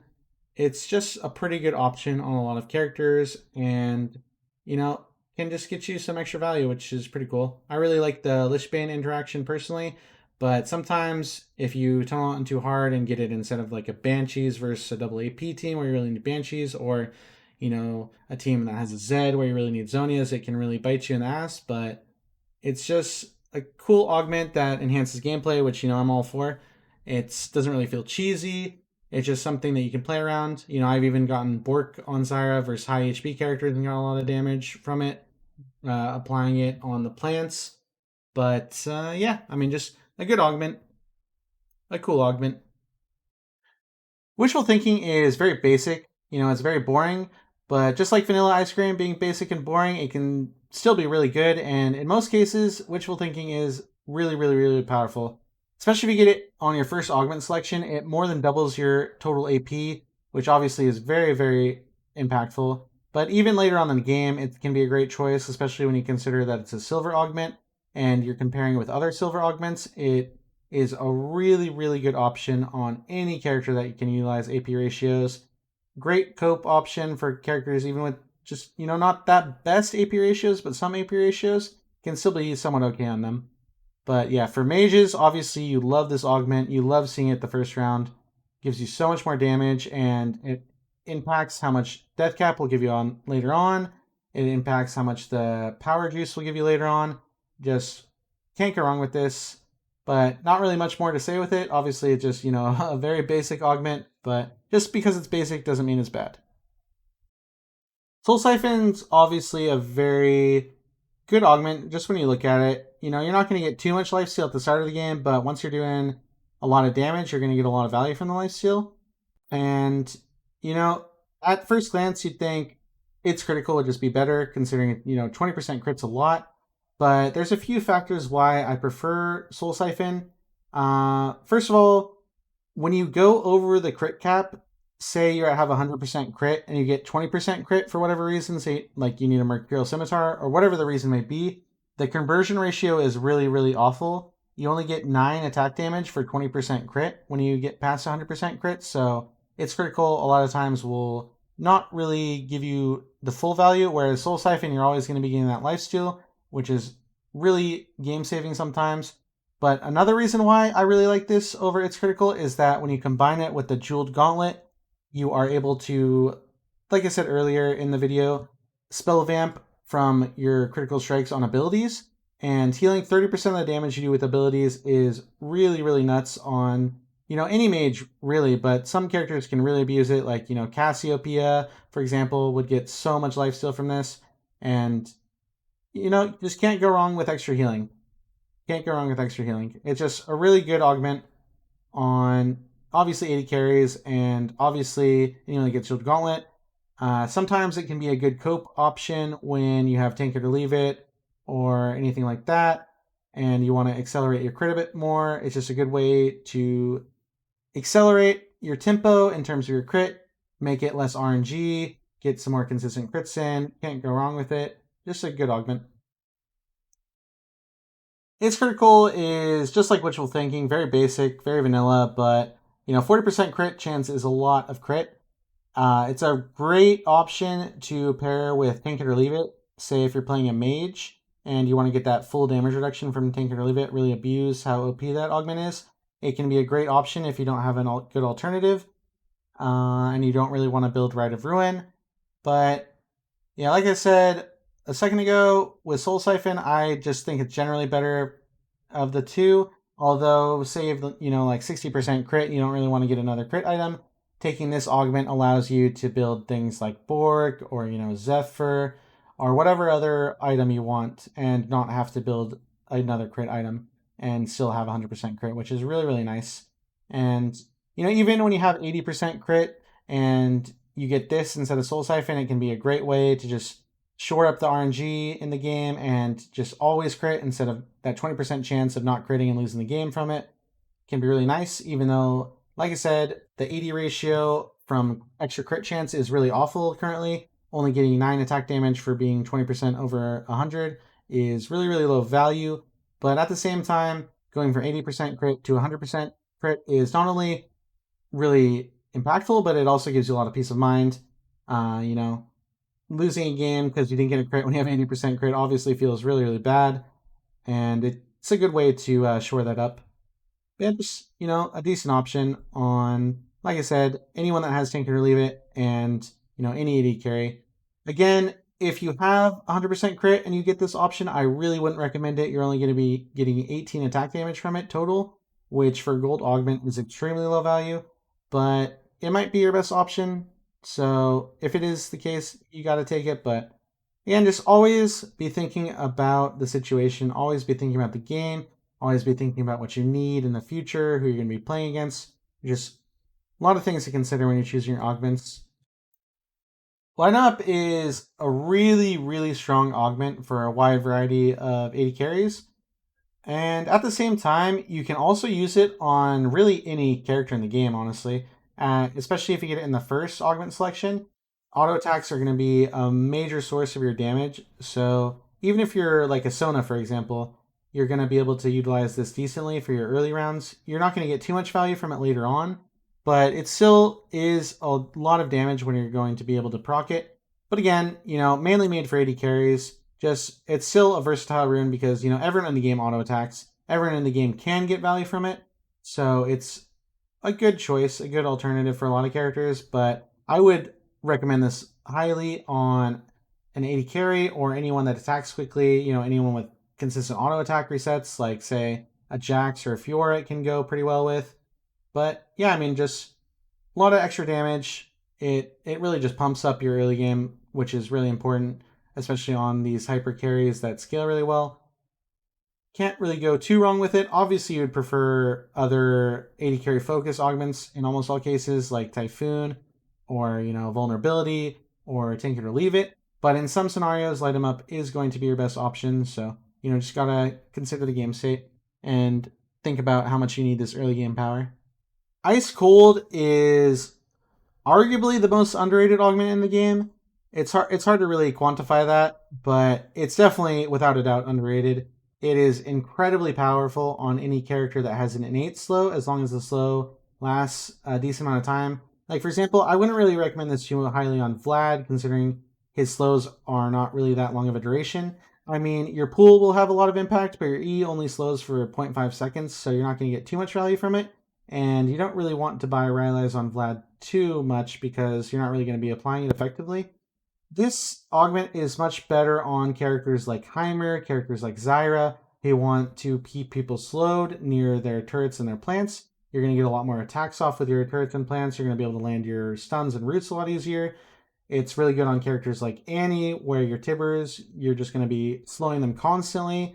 It's really good on characters like Brand, where your passive is constantly reapplying the Rylai's. It's just a really, really great option. Oh yeah, and also Anivia really loves this augment, makes it so people like basically can't move in her ulti.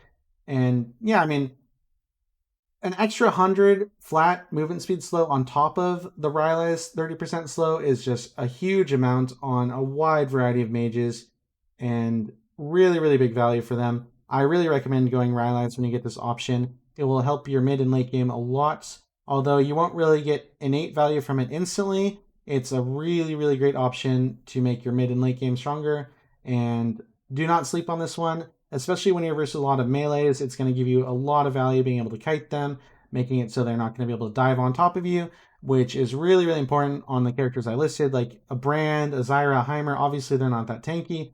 You really want to avoid people getting on top of you, and this helps you not only stop them from getting on top of you, but helps you get a lot more damage off on them safely. And yeah, just a really great augment. Definitely worth buying Rylai's on a lot of characters for this. Die Another Day is a really weird augment. A lot of times it won't be that great, but in the cases where it is strong, it is incredibly strong. So that's why it's this high. It pairs really, really well with, you know, just big healing and big burst. Like, not only is it really good against characters like Wukong or Kinnan, where it's going to shut them down from being able to burst you down, but alternatively, you can also take it on those characters and then save your ulti for after you use it when you get them really low. And when the Kindred ulti is about to expire, you can just use your ulti and just destroy them. Really, really good for that, offensively and defensively. Not to mention it pairs really well with a character like Janna. I feel like Janna should almost always take this. Banner of Command is also really good on Janna, but I think you should almost always prioritize this over Banner of Command, because not only can you Janna ulti people out of the Kindred ulti and burst them down, but you can also just save your Janna ulti for when Kindred ulti ends, and then just heal both you and your carry up a lot. Really, really powerful on Janna and just the Enchanter in general, because you can drop a Redemption down when it's about to fade, heal both of you up, and also do damage to your opponents. Just, again, it's niche, but in the scenarios where it's good, it's really good. So I wouldn't really recommend taking this too much, especially if you're not confident in your ability to use it, but if you know how to use this properly, you can get a lot of value from it. Willing Sacrifice is primarily used on one threat comps where you have a hyper carry and you have an enchanter or a tank. The enchanter and the tank, or the tank, sorry, love this augment because in the tank's case, they generally have a lot of HP, so you're going to give them a massive shield inherently. And in the enchanter's case, they have a lot of shield amplification with their items, so you're going to give them a massive shield with this. So both those archetypes really, really like this in the hyper carry and tank slash enchanter comps. Other than that, it's not too great. It's just very, very impactful on those comps, and those comps are very dominant, so that's why it's this high. Otherwise, I wouldn't really recommend it too much. It's going to take a lot of your current HP away, and if your teammate sucks or something, you're just going to be griefing yourself to probably not even save them. So, yeah, mostly just an augment for, like I said, hyper carry / support comps. But sometimes it can be your best option. Say you're playing like a Vlad, you have a lot of HP, and no one's really focusing you. If you want to take this to try to help your partner live longer, it can be good. But again, it's kind of just a cope option in those scenarios. You definitely have better options to take in most cases. But if you're not lucky, it can be okay sometimes. Firebrand is really good in some cases. It's not really going to be your best option a lot of times, in my opinion, but it can be a good alternative. It's just going to give you a lot of damage on people. The main problem with it is that late game you're going to be doing so much damage anyway that you're not going to be able to really stack it up efficiently to where it's going to do a lot of damage. But at the same time, if you're just constantly attacking someone, you have high attack speed or an auto attack reset, like, Fiora, Jax, you're going to get a lot of value from this. But yeah, I mean, it's not nothing too crazy. But again, just like the other burn effects, you want to make sure you're trying to prioritize one person with your attacks when you have this, just so you can stack up the burn. It's 0.6% of their max HP per second for 5 seconds, stacking infinitely. So, like I said, can lead to a lot of damage, but a lot of times will not really provide you with the burst that you need in the late game scenarios. But yeah, early mid game, very solid augment on any character that attacks a lot. Infernal Soul is pretty similar to Contract Killer and Restless Restoration in the sense that it starts off really, really powerful, and as the game progresses, it loses a lot of value. It's just the fights become shorter and shorter as the game goes on because people just start doing so much damage, and you just lose a lot of value compared to other augments. But a lot of times it can still be your best choice, don't get me wrong. It's not that bad, but it's just something that you don't really want to prioritize as much as other things. Like, for example, for the first round, I would say Infernal Soul is always going to be better than Executioner. But even starting on the second round, I would start to prioritize Executioner, especially on a character like Vlad, for example, where your pool is a really impactful ability and a really long cooldown. Getting that ability reset on pool can be really game winning. So just something to consider.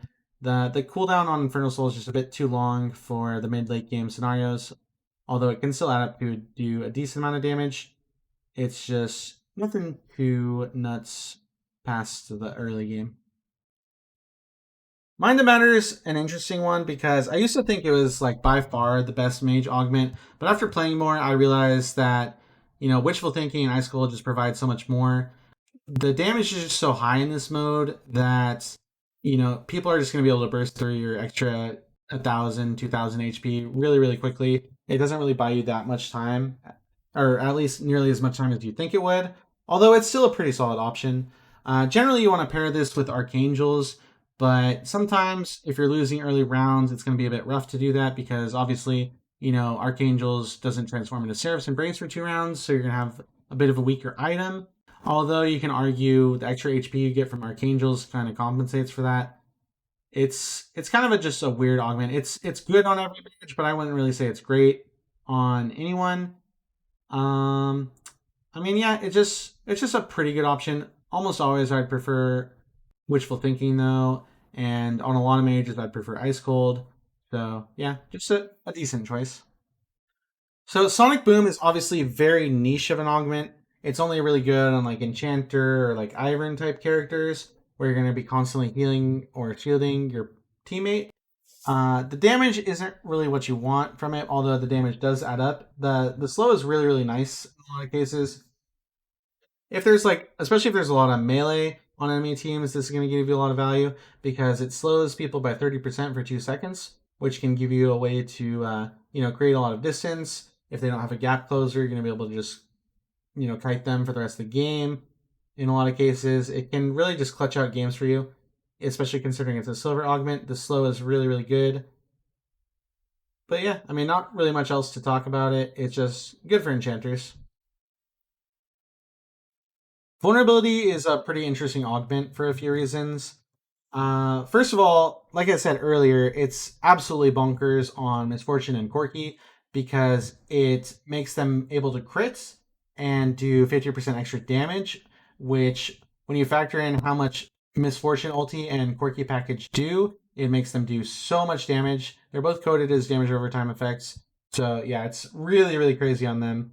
And honestly, pretty worth to reroll on silvers for them, especially if you already have a good prismatic. And even if you don't have a good prismatic, it can be worth it because you can also get, like tank it or leave it or light them up or, mostly those are the main ones you want. But, Deft can be a good cope option as well. Generally, I really don't recommend rerolling on silvers, but on those two characters in particular, I think it can be very, very worth it. And yeah, I mean, mainly just good for 80 carries. 80 carries almost always by Bork in this mode because of the inflated HP values that you get naturally in the mode. It just makes your Bork do so much damage. Works really well with Kraken, works really well with Wit's End. It's just really strong item, not to mention the 20% crit you get is obviously very beneficial. And yeah, just super good. I wouldn't really recommend this too much on mages. I used to think it was cool because, oh, my Leandres can crit, that's dope, but that doesn't really give you much value. I would only take it on a mage if you don't really have a good alternative and you have like a Lichbane or you want to build a Lichbane, for example. Lichbane and Leandres both doing more damage can be really impactful. Or if you have Tank It or Leave It on a mage, it can be really good. Or for that matter, any character with Tank It or Leave It can combine with this to get that damage mitigation, which is really, really good in some cases. Obviously, very situational for people besides 80 carries, but on 80 carries, it is a great augment selection. Executioner is pretty basic. It's kind of feast or famine in a sense where it's not going to help you if you're getting stomped in rounds. But at the same time, if you can't even get someone to 50% HP, I don't know what Silver Augment will really be able to save you besides something like Ice Cold or something like Tank It or Leave It. But regardless, the 15% damage is not really the big part of it. It's more so the basic abilities being reset, which is really, really good on certain characters like Vlad with his pool being reset, or Samira with her W being reset, or whatever character has a relatively long CD and really impactful ability can get a lot of value from this augment even in the late game. And the 15% damage does scale up a lot throughout the game, so it's going to be good at any stage of the game. Can't really go too wrong with it, but not generally going to be your best option in the silver tier, although it is always going to be a pretty good option. Brutalizer gives a lot of stats, especially for a gold augment. I'd say it's very strong just because of how many stats it gives. But at the same time, it loses a lot of value just because assassins are pretty weak in this mode overall. Although a lot of characters can utilize this, like 80 carries are fine with this. And there's a few characters that are really strong at the moment that can use this really well, such as, like Wukong or Vi or Poppy really like this augment. It's just a little bit niche, and I think generally people have better options than this for the most part. But yeah, I mean, if assassins get better, this will definitely rise in tier to S, in my opinion. But as its current state, there's not that many characters that really, really love to see this one. Tormentor on its own is very similar to Slow Cooker and Courage the Colossus. It's arguably the second strongest silver augment in the game after Tank It or Leave It. But when you consider the fact that the characters that can really abuse this, like Maokai, Alistar, Leona, that are going to be able to stack this up consistently, are not really that strong, it loses a lot of value relative to the rest of the augments. Although it is extremely insane on all three of those characters. If you see this as any of those three characters, you should always take this augment. It will give you so much damage. And then something else to consider is that all the burn effects in Arena are coded to stack with each other. They are currently coded as a single dot effect and apply each other, if that makes sense. Like, for example, if your Tormentor is about to fade, for whatever reason, your Slow Cooker will apply the same dot and increase the stack number. So if you have Slow Cooker and Tormentor, you're just going to be able to stack it up so quickly on those tanks and be able to do a lot of damage. And, you know, if tanks were able to get that augment duo every single game, they'd be incredibly dominant. But relying on getting both a prismatic augment and a silver augment, and with the limited amount of rerolls that are currently in the game, it's just not at all reliable. But yeah, I mean, Tormentor as it is by itself is incredibly strong. Like I said, if you have a consistent way to immobilize champions, always take this. Very, very strong augment. 8. It does 0.8% max HP per second, every second for 5 seconds, just like Slow Cooker, and it stacks infinitely, just really, really impactful. Always take this on a tank that can CC consistently. Alrighty, to start off in the B tier, we have Mystic Punch, which at first glance, you know, it seems like a really, really good augment.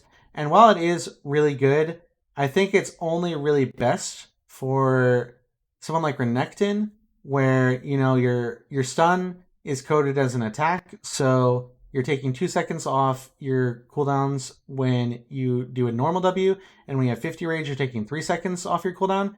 So late game, you're pretty much able to just spam stun people, which is really, really strong. But I would argue that it's only really best on him, and even then, some people would argue that he has some better options. You would think that it'd be really good for Tristana, Kog'Maw, Vi, and Lucian, but I would say Tristana definitely prefers, you know, either Jeweled Gauntlet, or, you know, Wisdom of Ages, or Tap Dancer, or Symphony of War, because, you know, while getting your Q back is really, really nice, you know, you're able to just get your cooldowns back from plants in between skirmishes, and especially late game, you're going to be able to kill people within your first Q. In most scenarios, you don't really need the cooldown reduction that bad. You're better off just getting damage. You know, Lucian just really wants Shield Gauntlet. Just makes your ulti do so much damage, makes your Q do so much damage. Kog'Maw can use Master of Duality so well. He can use Tap Dancer so well. He can use Back to Basics really well because he doesn't want his ulti. And getting that extra 35% damage is really, really big for him. And yeah, I mean, like, Vi has dashing, Vi has Jeweled Gauntlet, Vi has Ultimate Revolution. You know, ulting someone twice is really good on Vi. Can't Touch This can be really good on Vi. There's just really good alternatives to this for every character.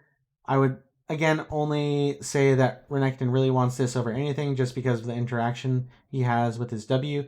Being able to constantly stun people is obviously very, very powerful.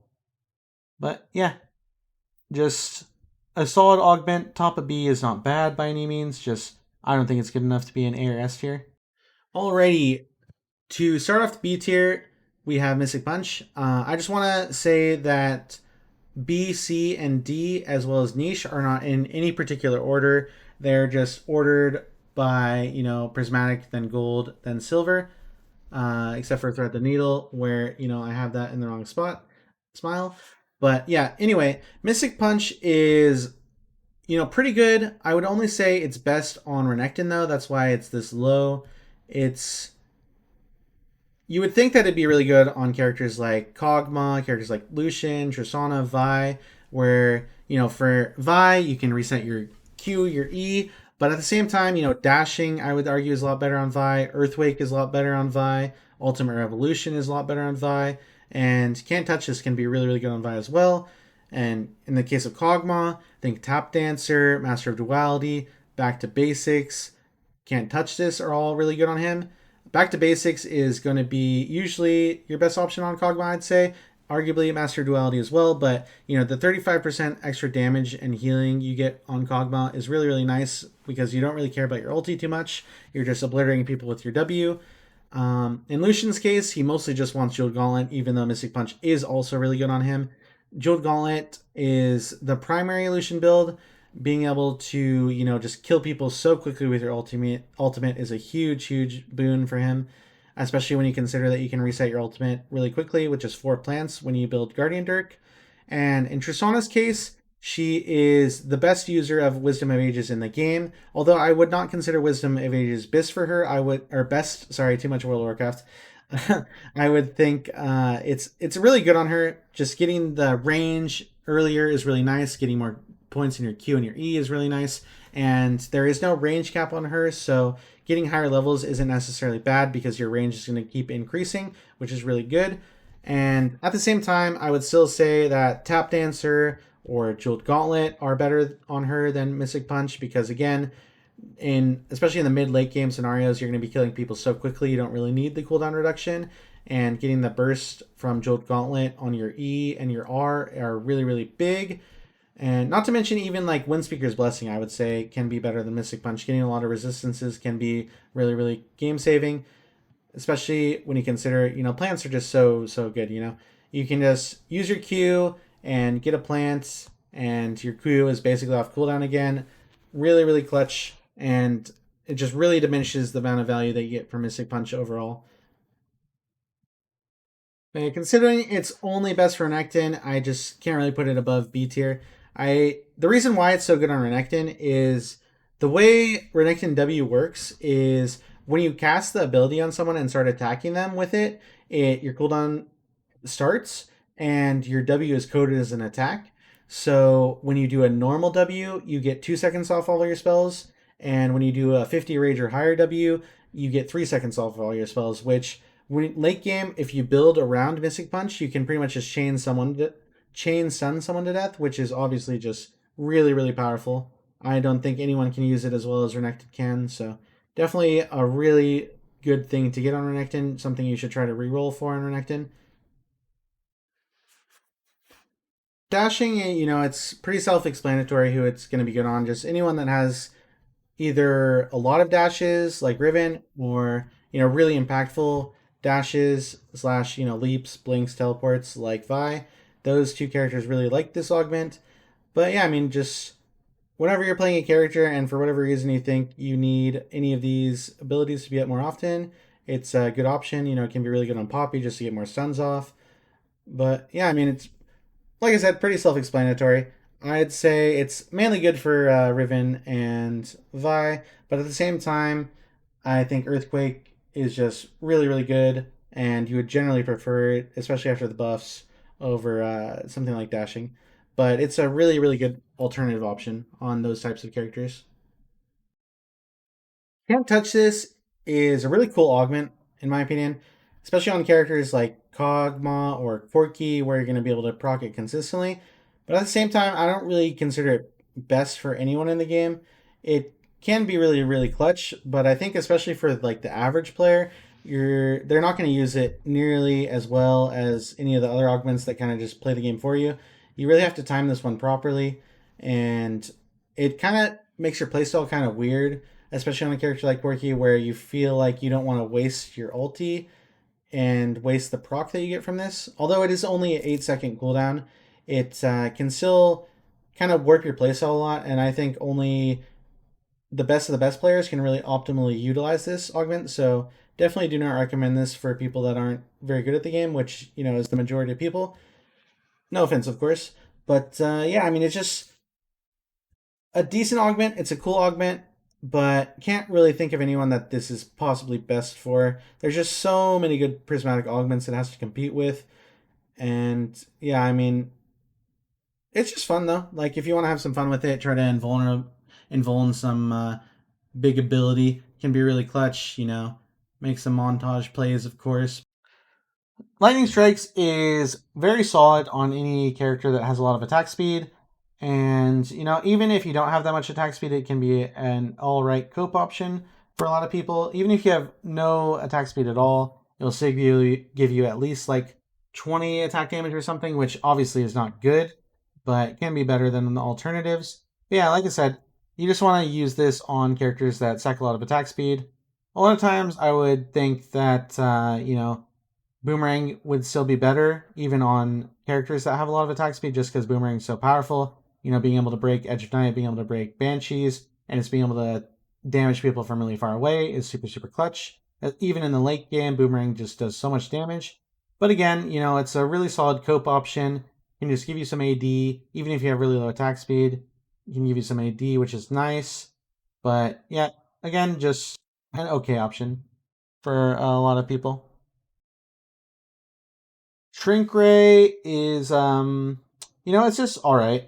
If you already have a lot of damage, or you think you just need to reduce the damage a bit on someone on the enemy teams, it's a pretty decent option. Nothing too crazy.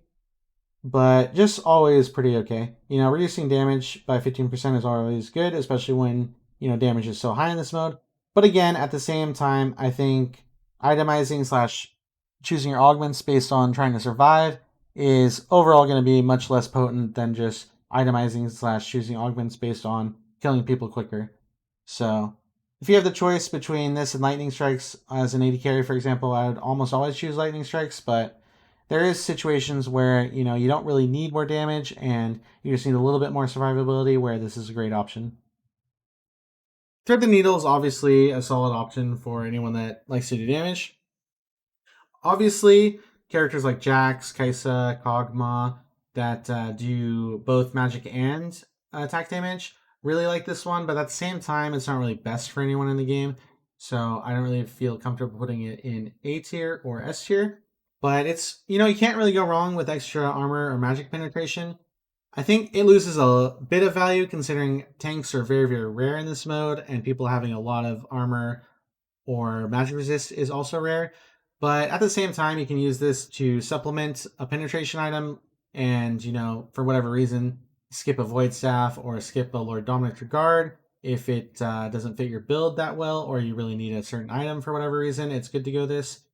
But yeah, I mean, it's just a decent augment for any damage dealer. Mountain Soul is just like the other souls. It's really strong at the start and then just falls off, you know.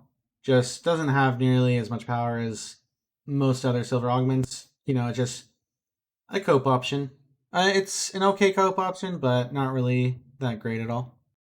Ocean Soul, again, just like the other Dragon Souls, really good at the start, falls off later. You know, depending on the comp you're playing and the comp they are playing, it can be really good even in the late game, especially on characters that have a lot of HP.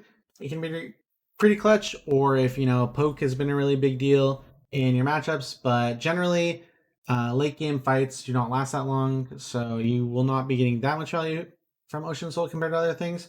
But again, silver augments have a lot of really weak ones, so it can be a lot of times a really great option for you to pick up, especially if it's in the first phase.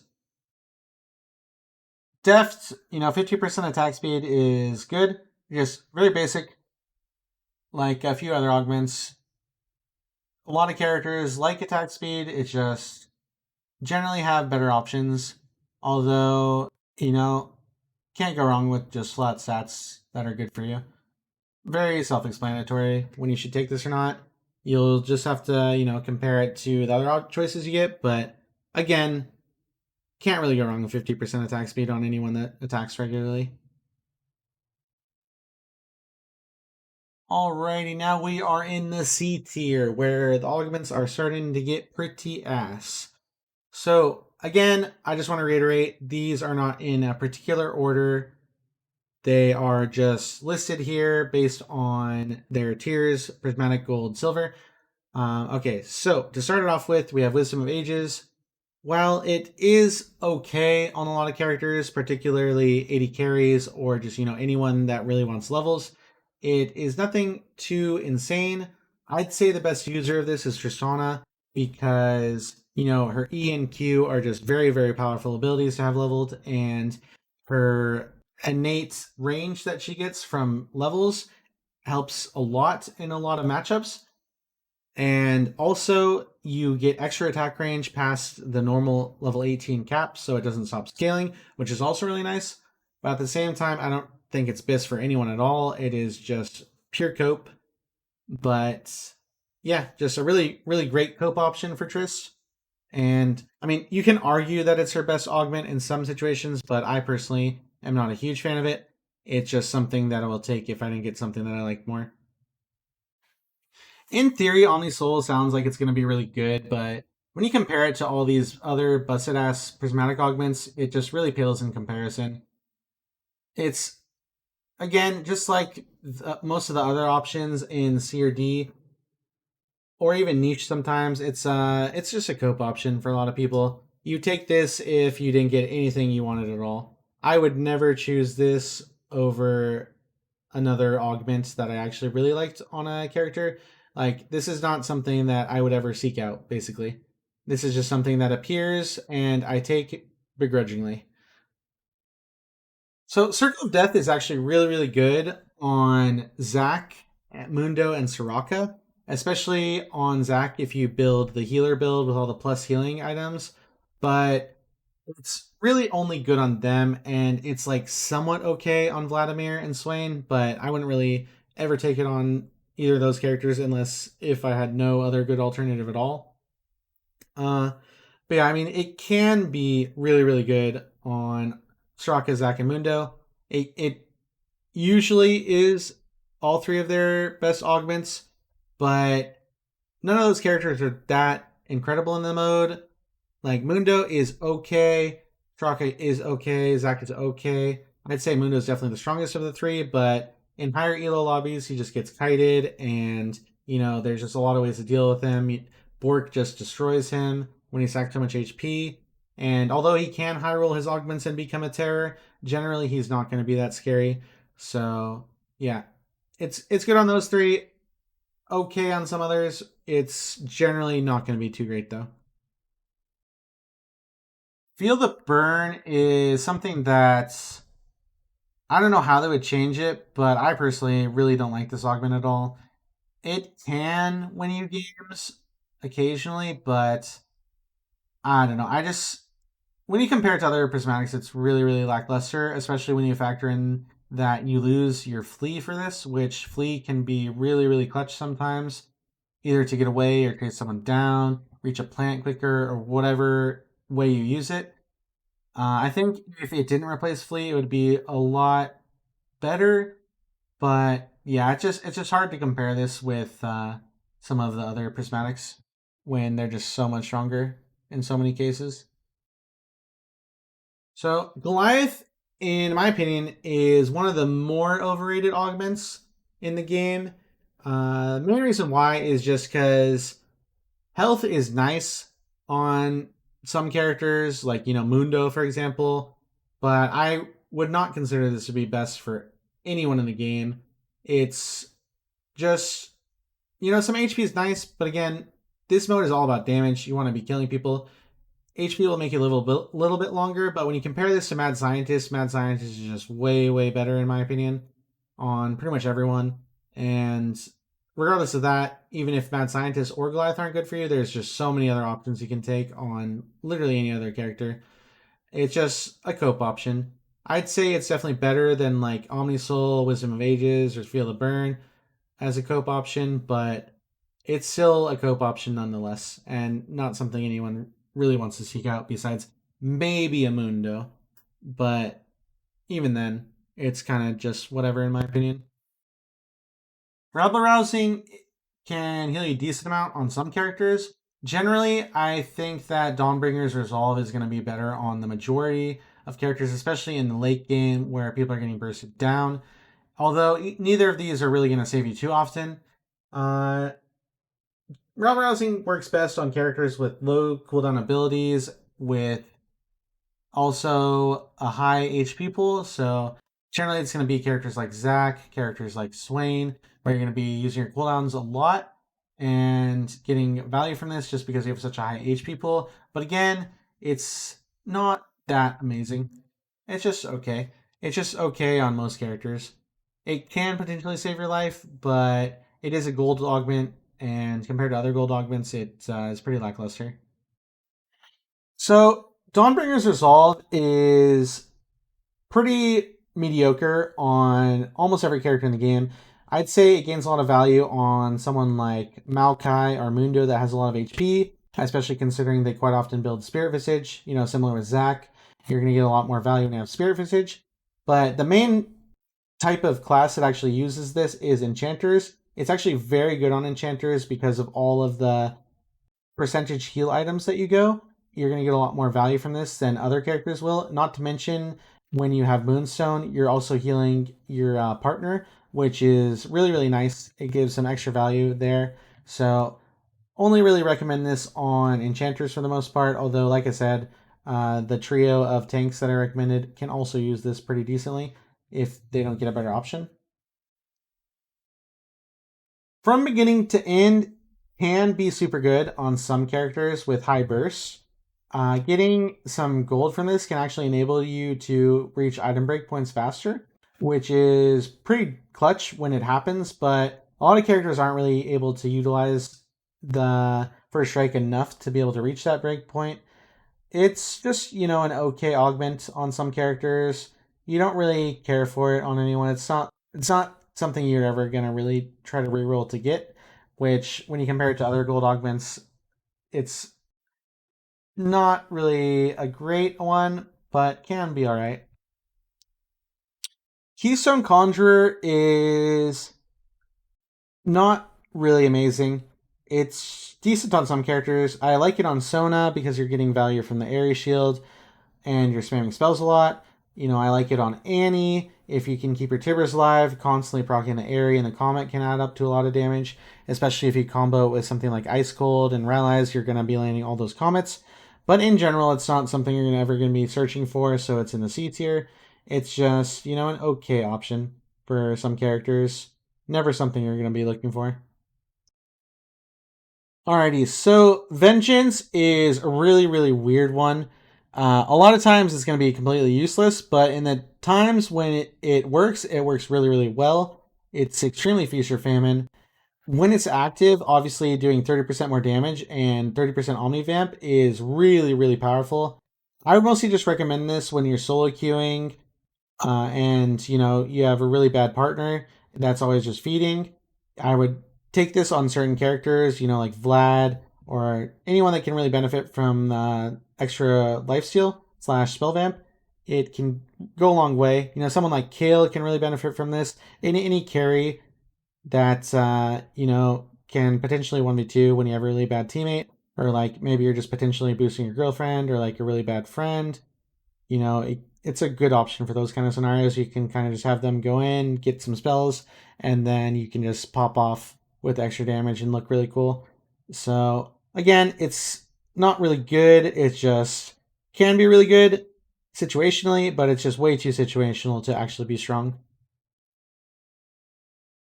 Defensive Maneuvers suffers from the same problem that Feel the Burn, as well as a few other augments, has, where it replaces your Flee, which kind of just feels bad to replace Flee. Not to mention, a lot of people in panic scenarios will like try to use their Flee and accidentally use this instead and potentially waste it.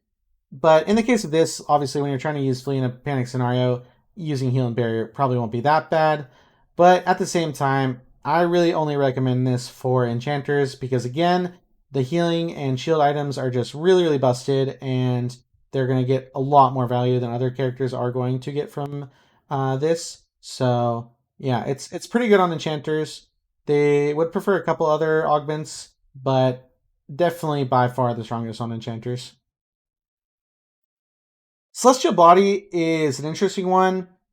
A lot of times you would think that 1000 HP for 10% less damage would be really good and worth it. But again, in this game mode, people just do so much damage that neutering your own damage isn't really going to do you many favors a lot of times.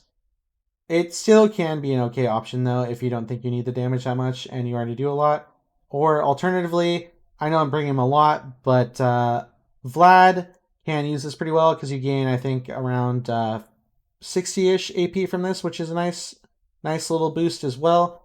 But besides that, I don't really care for this augment too much. It's kind of just whatever. You don't really ever want it for the most part. Extendo Arm is a really, really weird one. The comps that want this are generally like double melee comps that reverse a lot of carries, or, just any comp that doesn't have a carry themselves that is really vulnerable, because obviously you can hook an Alistar on top of you, you can hook a Skarner on top of you, you can hook a Vi on top of you, a Poppy on top of you, or any number of like dangerous threats. So you mostly just want to get this when there's a lot of scary ranged people that will get devastated by a hook if they forget about it or don't play around it. Or you want to get this if you don't really care about having people on top of you at all. You want people on top of you. So it's kind of niche. It can be really game winning if you hook a fed carry, But if they're good, they're going to be playing around it, and you're probably not going to get too much value from it. Guilty Pleasure is another tank augment that by itself is really, really powerful, but considering tanks are just whatever, it loses a lot of value. I think otherwise it would be an A or B tier for sure. But yeah, I mean, I don't know. If you have an Alistar that has this and Courage of Colossus, it's going to be very, very hard to kill him. But at the same time, he's really not going to do too much besides annoy you and potentially push you out of the zone. And late game, you're going to be able to kill him very quickly anyway, and nothing he has will be able to stop him from the vast majority of characters. The damage is just way too high for this to be really relevant throughout the game. It's just going to make you really, really tanky up until the last few rounds of the game. Repulsor is a really, really weird one. I used to think it was really, really good back when I played on PBE, but then after playing with it more, a lot of times it's going to grief you. Like, for example, you're casting a skill shot, it's going to stun the person guaranteed, but then you get 60% or 30%, and the person that you're trying to stun just gets knocked out of your stun and just completely griefs your entire game. But at the same time, it can be really good versus certain characters. It can be really good versus Wukong, for example. Push him away from you while he's ulting you. If he has no E or W to get back on top of you, it can be really clutch.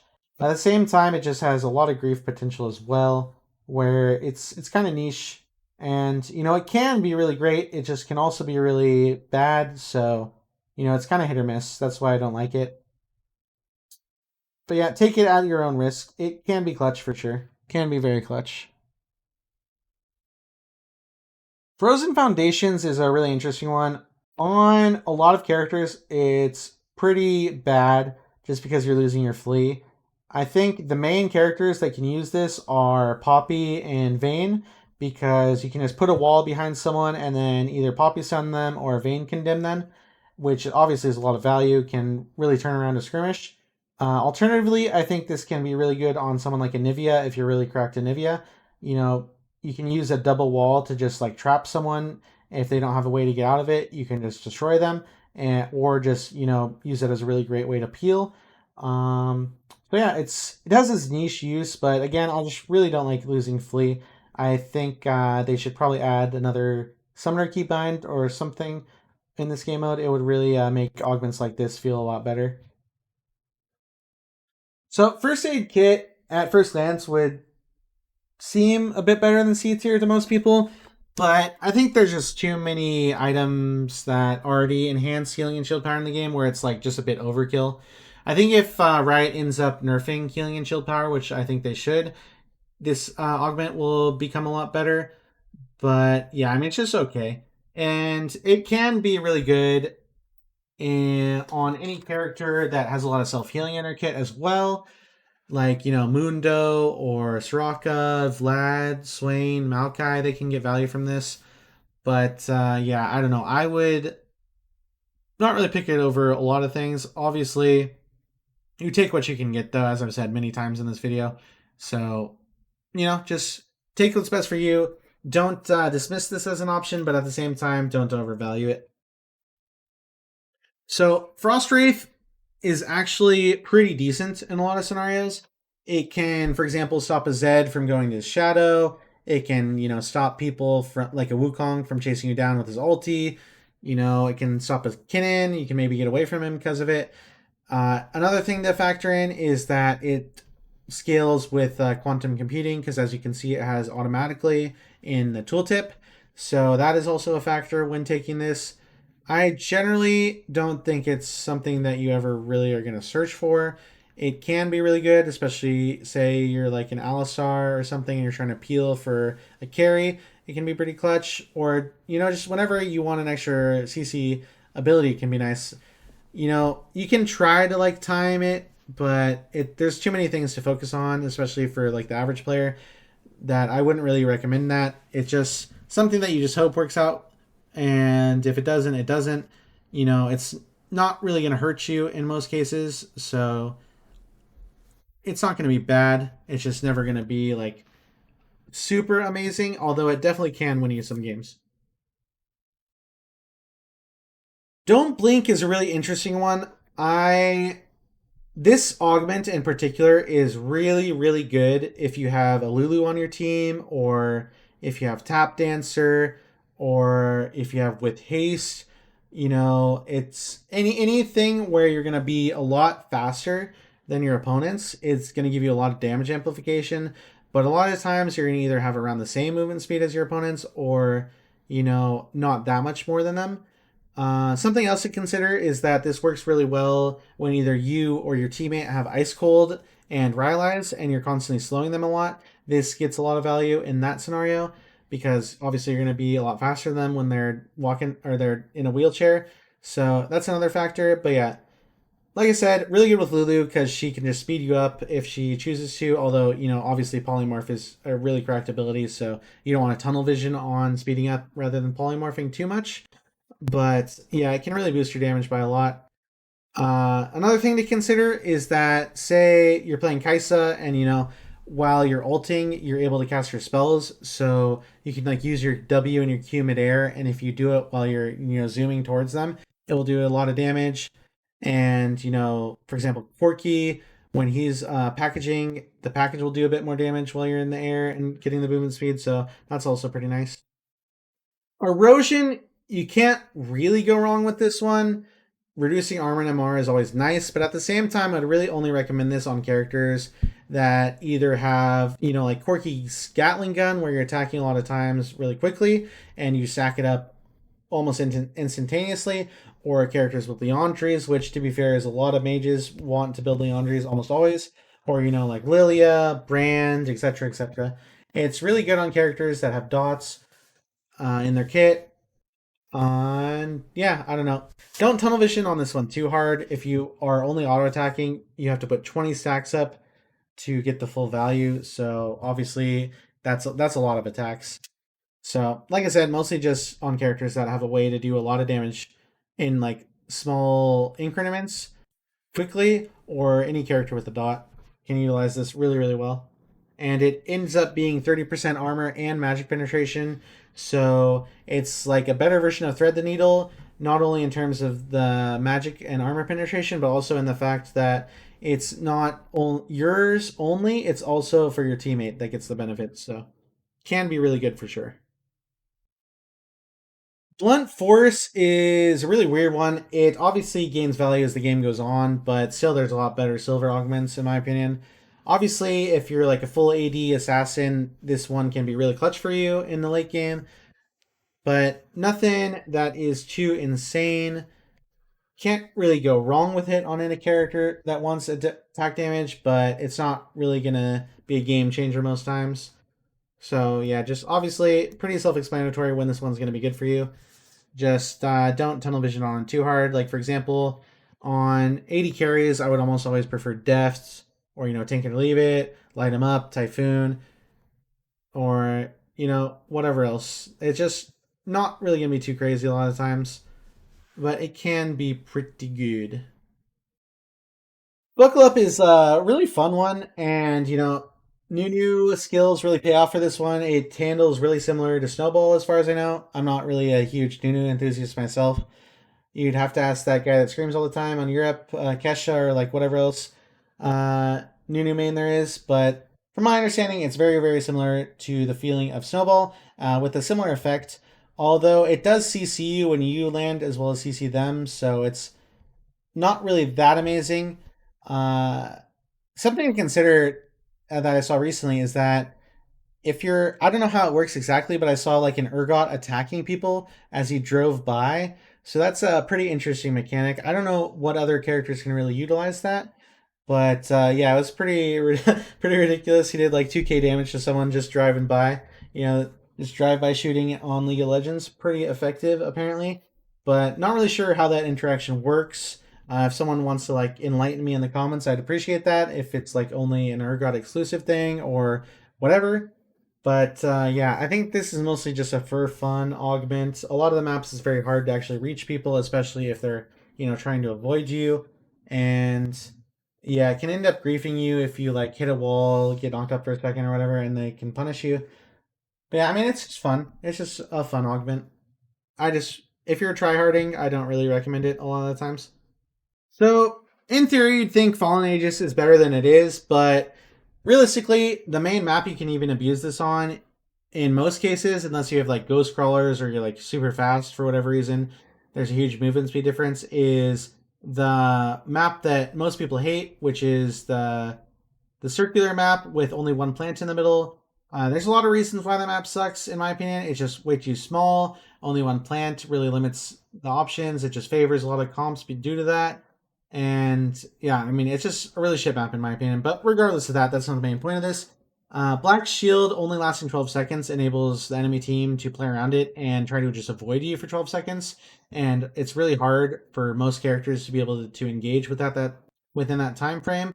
Although, if you are able to engage in that time frame, it is really, really strong for certain characters. Like, for example, this augment just really, really owns Annie, especially if she doesn't have any magic damage on her team besides her, because she loads into the arena with her sun active, and if she doesn't have a way to break it with her teammate, she's gonna have to use her stun to break it if people get on top of her instantly, and that's just gonna really mess with the tempo of her early game, and it's really just something she wants to avoid. So definitely a really good option to take versus certain team comps in certain situations, but overall I think it's just way too situational to be worth it. The shield just isn't that big. It's like a 250 magic damage shield or something along those lines, and the 12-second duration makes it really hard to properly utilize in a lot of cases. So alrighty, so in D tier, and again, I want to reiterate this for the third time, D and niche tiers are not ordered by any metric of strength. They are all, or at least in D tier's case, they're all just kind of bad for the most part in almost all situations. You can get use from them sometimes, but I do not recommend them in most cases. That is why they're in D tier. I think they're generally not going to be good in many scenarios. So to start it off with, we have Zoni's Epiphany. So theoretically, this would be pretty decent, but when you factor in that it is a prismatic, and prismatics are absolutely busted for the most part, and you also factor in that it also replaces your flea, it just loses a lot of value. It still can be good sometimes, like, you end up being versus Zed or something where Zonia's is really big value, and for whatever reason you don't want to build Zonia's, this can be really, really good for you. Or, you're versus Vi, and you're like an 80 carry or something, Zonia's can be really clutch. Vi, it starts ulting you, it goes on cooldown, and you use Zonia's. That's a really good way to play around it.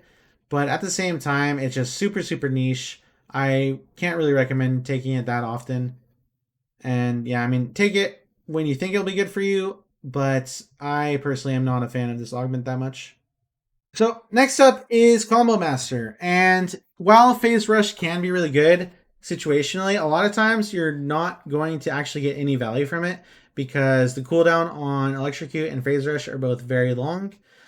If you're very cognizant about the fact that you have Phase Rush, you can try to run in when it's off cooldown, use all your spells and run away, but it's just very lackluster for a gold augment. Electrocute does barely any damage most games. You're not going to see any reasonable amount of numbers from it when you compare it to other gold augments.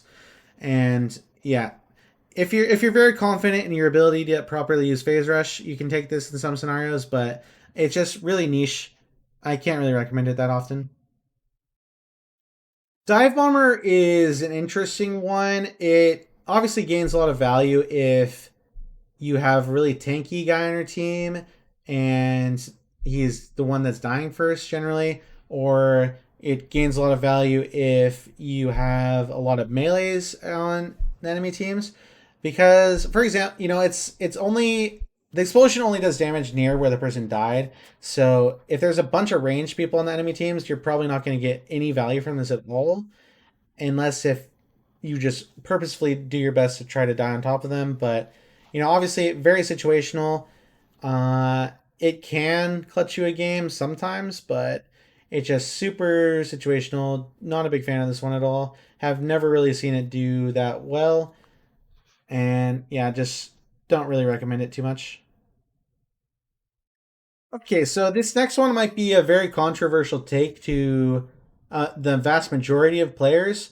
And while I don't really think it's always in D tier. I mostly put it in D tier just so people can really critically think about this augment as a whole. Phenomenal Evil is a really weird one. There's a very few subset of characters that can properly utilize this, and it's just really dependent on getting it in the first augment selection.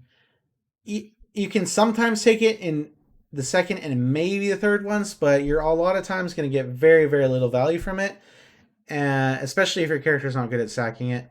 So there's a few things to consider when taking this. Again, I think it's only okay if you take it on the first augment selection on mages, and even then, it's not something you would prefer. Obviously, with Haste or Boomerang or a few other augments are going to be way, way better for you. But it does work really well on Swain with his ulti. It works really well on Annie with her Tibbers applying it. It works really well on any dot character, like Brand. It works really well with Zyra being able to attack from far. It works really well with just anyone that is able to constantly proc it. Teemo, a Singe, a Cassio. They're going to get value from this much more than the average character because their dots are all applying it every second, which is nice. But at the same time, rounds are a lot of times pretty quick, so you're not going to be able to sack it too much concerning the 1 second cooldown. But yeah, I mean, if you get it first, it can give you a lot of AP, don't get me wrong. It's just when you consider that it's a gold augment and you start with nothing and you compare it to a silver augment in Witchful Thinking that gives you 70 right away, it takes a long time to even become equal with that augment. And a lot of mages aren't going to be able to even get even with that for a long time in the game. But like I said, the characters that I listed and a couple others can proc it a lot, especially in games that last longer. If there's like a lot of tanks or something, you can get a lot more value from this. And it's not always going to be bad on characters that aren't the ones I listed. Even a character like Orianna can get a lot of value from this, potentially, if you cheese it. For example, when you get this augment, you should always let your teammate know that if you guys kill someone and you're both healthy, or it's very clear you're going to win, they should stop attacking. They should let you just stack this up. And the optimal way to stack this up is through just auto attacking every second, because auto attacks will do the least amount of damage possible. Or alternatively, if you have a dot, applying a dot will probably be better than auto attacking a lot of times, unless your dot does a lot of damage for whatever reason. But yeah, I mean, auto attacks do proc this, and another thing to consider is that you can proc it off of set. So if another team is playing really safe and you're on a set map, you can sit there auto attacking set over and over and over and sack a lot of ability power off of that. Or, like I said, you can just cheese it on people and hopefully they're not paying attention to realize that you have Phenomenal Evil. And a lot of times, especially in lower elo, people will not realize that. In high elo, people are very perceptive of this. I have been doing this for a while. When I take this augment, I just try to cheese. I let people think they're going to win and just, kind of toy with them. You're just playing with your food, but you're getting a lot of value from it. So some people might consider this as BM, but realistically, you're just doing your best to win, which you can't really fault people for that, as long as they're not like cheating or like exploiting really cringe mechanics. And I wouldn't really consider this a cringe mechanic. It's just part of the game to, get more stacks. And it's coded to work with auto attacks, so, it's in your best interest to try to abuse that fact. And like I said, I don't necessarily think this is always in D tier. I think on those mages, it can be raised to like B tier, I would say, or maybe even A tier. I would definitely never put it in S tier though, even on like Brand or, Cassio or Teemo that can use this really well. It's always going to be really situational in terms of, how tanky people are, if people let you cheese, if your teammate listens to you and lets you stack it when you win a round really cleanly. It depends on a lot of factors, and a lot of times, I've taken this on a mage like Orianna, and if I'm not able to cheese or do whatever else with it, I like barely surpass Witchful Thinking by the end of the game, even if I win the game, and I end up with like 80 or 100 AP, which when you consider the vast majority of the game, I did not have as much AP as a silver augment. And generally, gold augments are just so much better than silver augments. It just feels really, really bad. But again, it's situational, and at the end of the day, games are meant for fun. If you really enjoy stacking mechanics, by all means, take this. I wouldn't recommend taking it over a lot of augments, but you can do what you want to do at the end of the day. And it's all about your own personal enjoyment, realistically. We're playing video games for fun, we're playing video games for an escape. You can do what you want to do, of course. This is just merely a reference for how I think about the game. So obviously don't take my word as the truth in terms of everything. You can approach the information I give you however you want to. But yeah, I just think this is a very, very overrated augment in the vast majority of scenarios. But yeah, just do with that what you will, and do what you want to do, of course, with your augment selection. Demon's Dance is the same kind of it has the same kind of issue as a lot of the other like sustain slash survivability augments that aren't just completely overtuned, like take it or leave it, where you don't really care about the max HP that you get from Grass of the Dying, and a lot of times you don't get that much healing from the two Keystones, but sometimes the movement speed from footwork can be pretty clutch, so you can factor that in. Or, if you're really like stacking mechanics for whatever reason, you can take this to get more HP from Grasp. I'm not saying it's always bad, but it's just very situational for this to be good. It's good on a very small subset of characters, and even on those characters, I don't think it's that great. Especially when you consider this a gold augment. I know I've brought that up a lot with these other augments, but it's a really, really big thing to factor in when comparing augment strengths. You got to compare it relative to its own tier, and when you compare this to something like scoped weapons, it's not even comparable. And there's a lot of other augments that are just way, way better than this. So it's just something you always have to consider when taking an augment like this and comparing it with your alternatives that you are offered. So Searing Dawn is honestly just really bad, in my opinion. It's best used by a team of two people with dots. So, like, for example, if you have a Brand Cassio team for whatever reason, you are going to be proccing it a lot more consistently. It's just a really negligible amount of damage for the most part, and it requires your teammate to work with you. So when you're alone, it's just completely useless. And unless you're able to proc it really quickly and really regularly, it's not going to give you that much damage considering it's a gold. I think this one should definitely be a silver augment. It's really, really lackluster. I don't think anyone really likes this that much. Although, like I said, with two dot characters, you can get a lot more value from it. It's still not going to be that amazing. Perseverance is just kind of like okay on any tank or character that has high HP regen. I'm not gonna lie, I don't really know what characters have the highest HP regen to really abuse this on, but overall, I just think it's kind of a really mediocre augment. I think it'd be much better suited as a silver augment in its current state, even after the buffs. But it can heal you a decent amount. It's just when you compare it to something like Restless Restoration, it's so much worse than that augment. So it's hard to really put much value in this one. And yeah, I don't know. It can be okay. It's definitely not something you're ever gonna really look for in its current state, though. So Juicebox, I might underrate this one a little bit. It can help your tempo a little bit, considering it affects both you and your teammate. It is all right situationally as like a first or second augment, sometimes a third if you don't really have anything else. But it's just really situational. A lot of times, you'll just get a hat and not get value from it initially. Although I'm pretty sure you only get a hat from it a single time, so past that point you'll start to get value.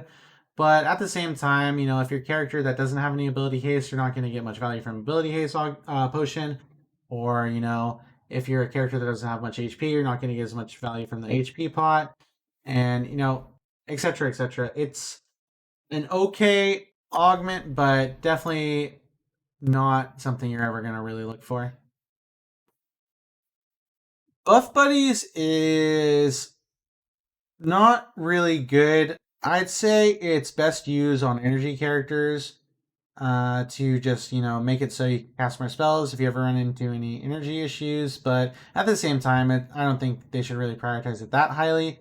Although, maybe I'm wrong on that. I don't really play energy characters too often, but from what I've seen, they don't really need it that badly. I think the main value of this augment is in the fact that, in the later stages of the game, once it scales up, you're going to get a lot of out of combat regen from it. So if you're ever in a situation where you get low HP and you need a lot of regen, you can just try to stay out of combat and let the red buff heal you a lot. I think that's by far the best use case of this. It works really well on high HP characters. You get more HP regen because it scales with your max HP. So definitely something to consider. The slow is nice from the red buff, but it's not that strong as well. As the ability haste from the blue buff is nice, but mana issues aren't really relevant on pretty much any character in the game besides like maybe a Sona that's spamming your abilities at the start. But you would never want to take this just to alleviate that issue when there's plants and when it's not really an issue later on in the game. So yeah, just not really something you ever look for, just like pretty much every other augment in this tier besides arguably Phenomenal Evil and Evocation in some very niche scenarios. Midnight Express is usually useless. I just want to point out that it also has the automatically text in the tooltips, so it does throw more lanterns when you get quantum computing. But at the same time, it doesn't give a shield at all. It can be clutch, but usually it's not really going to do much. I wouldn't really recommend it too much. But again, sometimes it's going to be the best of your options. So just don't dismiss it. Try to think about all the situations in the game. Try to think about, whether or not this can actually help you and make your best judgment call. All right, so Warmup Routine is, in my opinion, probably the worst augment in the game because it actively griefs your team. I have lost a lot of games from people trying to use this by just standing where they spawn and sitting there, letting the other team get complete map control and, just leaving their partner to just fend for themselves, which, sacrificing map control like that is very, very bad versus a lot of team comps. You don't want people to just be able to run at you a lot of times. You want to like pressure them with a lot of comps. You don't want Heimerdinger and Azira just set up a lot of plants and turrets in an area. There's just so many situations where this augment just actively griefs you. I think the only time where I've seen where it's been okay is on an Eve, where they used it when they, are camouflaged and stuff, obviously, which is pretty cool because you can alternate between like rushing and, warm-up routining or just getting away at times and using this to get more damage. But, just sacrificing map control is a lot of times going to be very, very bad for you. And I've just lost a lot of games from this augment. I think it's super, super bad in almost all cases. At least in the way that people currently use it, I think it's much better if people just use it whenever there's downtime for whatever reason, instead of trying to tunnel on getting 24% instantly. If you just, don't use it right away and, use it later on if you're able to for free, it can be good. But, a lot of times it's not going to be good for you to just stand still. And yeah, there's usually something better you can do. Not to mention it takes away flee, which is also really bad. If it didn't take away flee, it'd be a lot better of an augment. But the fact it takes away flee and it actively harms your team a lot of times really makes this augment super, super bad in most scenarios, especially considering people grief with it a lot in terms of like using it at bad times. Okay, so evocation, I've only seen this been used well by tanks. It probably can be used well on enchanters with healing items, but I'm honestly not sure about that interaction, how it works, if it gets benefit from healing and shield power, or if it works bounces the moonstone. I'm honestly not 100% sure in that interaction. But yeah, like I said, I think this can work really well, for example, on a comp like Papa Yumi that goes full tank and their only intention is surviving and, knocking you out of the zone later on and just trying to win through attrition. It can be really good for that. Or, like a Mundo that has a lot of HP. I think the cooldown is 10 or 15 seconds, so it's a really short cooldown considering that it restores 60% max HP. But again, just very niche. It loses a lot of value because it replaces Flee, and overall just not going to be too amazing a lot of times. But again, can be super clutch on tanks for sure. So Thief's Gloves is a pretty fun one if you're just playing for fun, but at the same time, it honestly can just actively grief the fuck out of you. I've lost a couple games from this one. When my chat voted for me to take this augment, I let my chat choose what augments I go sometimes for fun. And yeah, I decided that I will never be taking this augment again because it just, it can be super, super troll sometimes. But the reason why I have it in the niche category is I think some characters can actually utilize it somewhat decently because, you know, you get extra value from the items and also you're going to be an item up on everyone else. What I mean by that is when everyone has a starting item, if you get this first round, you're going to get a starting item and boots. And from then on, you're just going to be an item up. When people only have boots and a starting item, you're going to have a mythic or legendary item depending on your luck, and so on and so forth. And then to compensate for it falling off late game in terms of you not choosing what items you have, it will start to give you more and more Ornn items as the game goes on. So if you get lucky, you can get a lot of value from it, and it can work really well on a character like Shaco or a character like Shyvana, where you're able to get use from both types of items or all types of items. But generally, I think it probably just works the best on Shaco. Even then, I would not really recommend it on Shaco that much. Although I could be wrong. Maybe it's just completely cracked on Shaco. Just having an item advantage throughout the game could be really good. Unless we get really unlucky with it, of course. And honestly, the coolest part about it is I'm not sure which round it becomes available, but it being able to get the golden spatula is obviously just really, really strong. This item has so many stats on it. It's a really, really powerful item. And yeah, it's only achievable through Thief's Gloves and the very, very late stages of the game. Really, really cool item.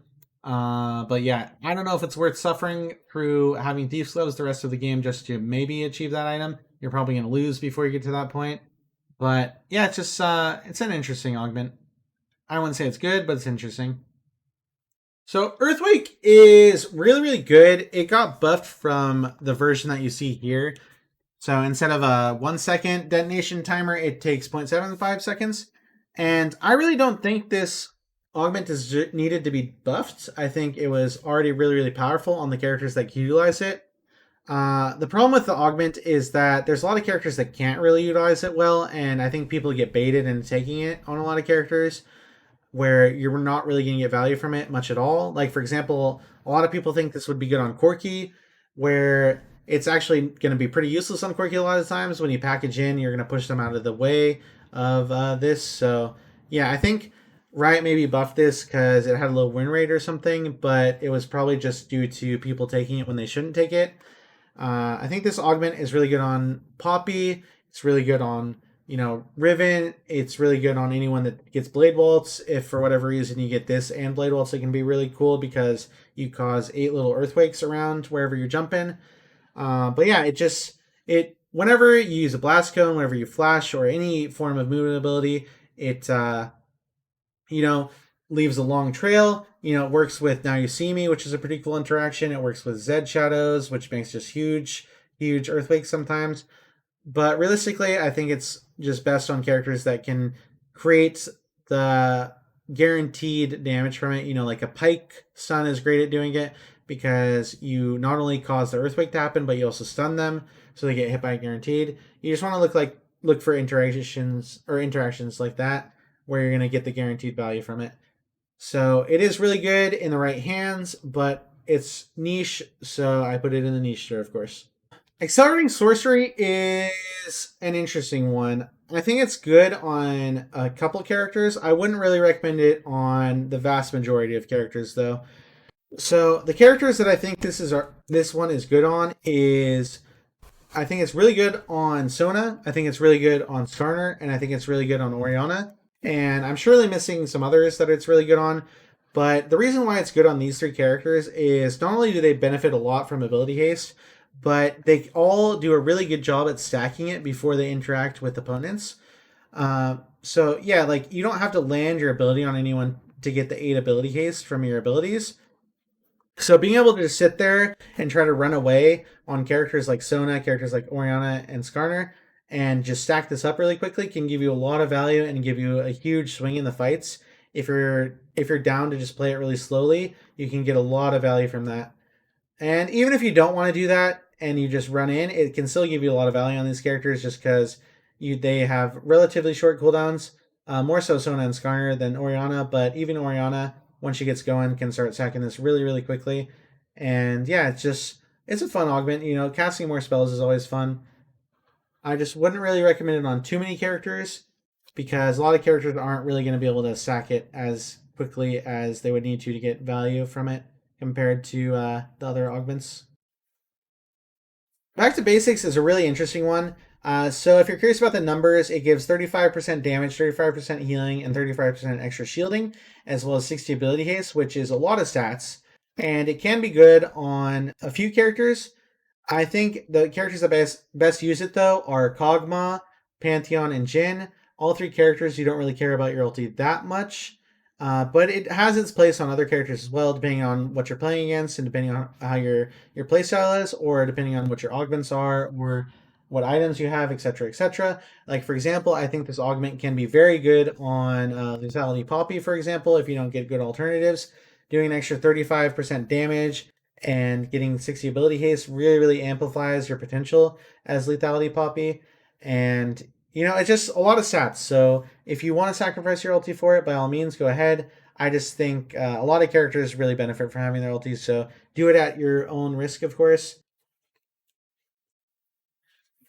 All right, so Chauffeur is a very interesting augment. I think it'd be much cooler if someone suggested this to me in my chat, and I thought it was a great idea. I think if you know how you're attached to the person, I think it'd be really cool if you could, if you're the person that's attached, you could move in a circle around the person instead of just being stationary and completely at the will of your teammate.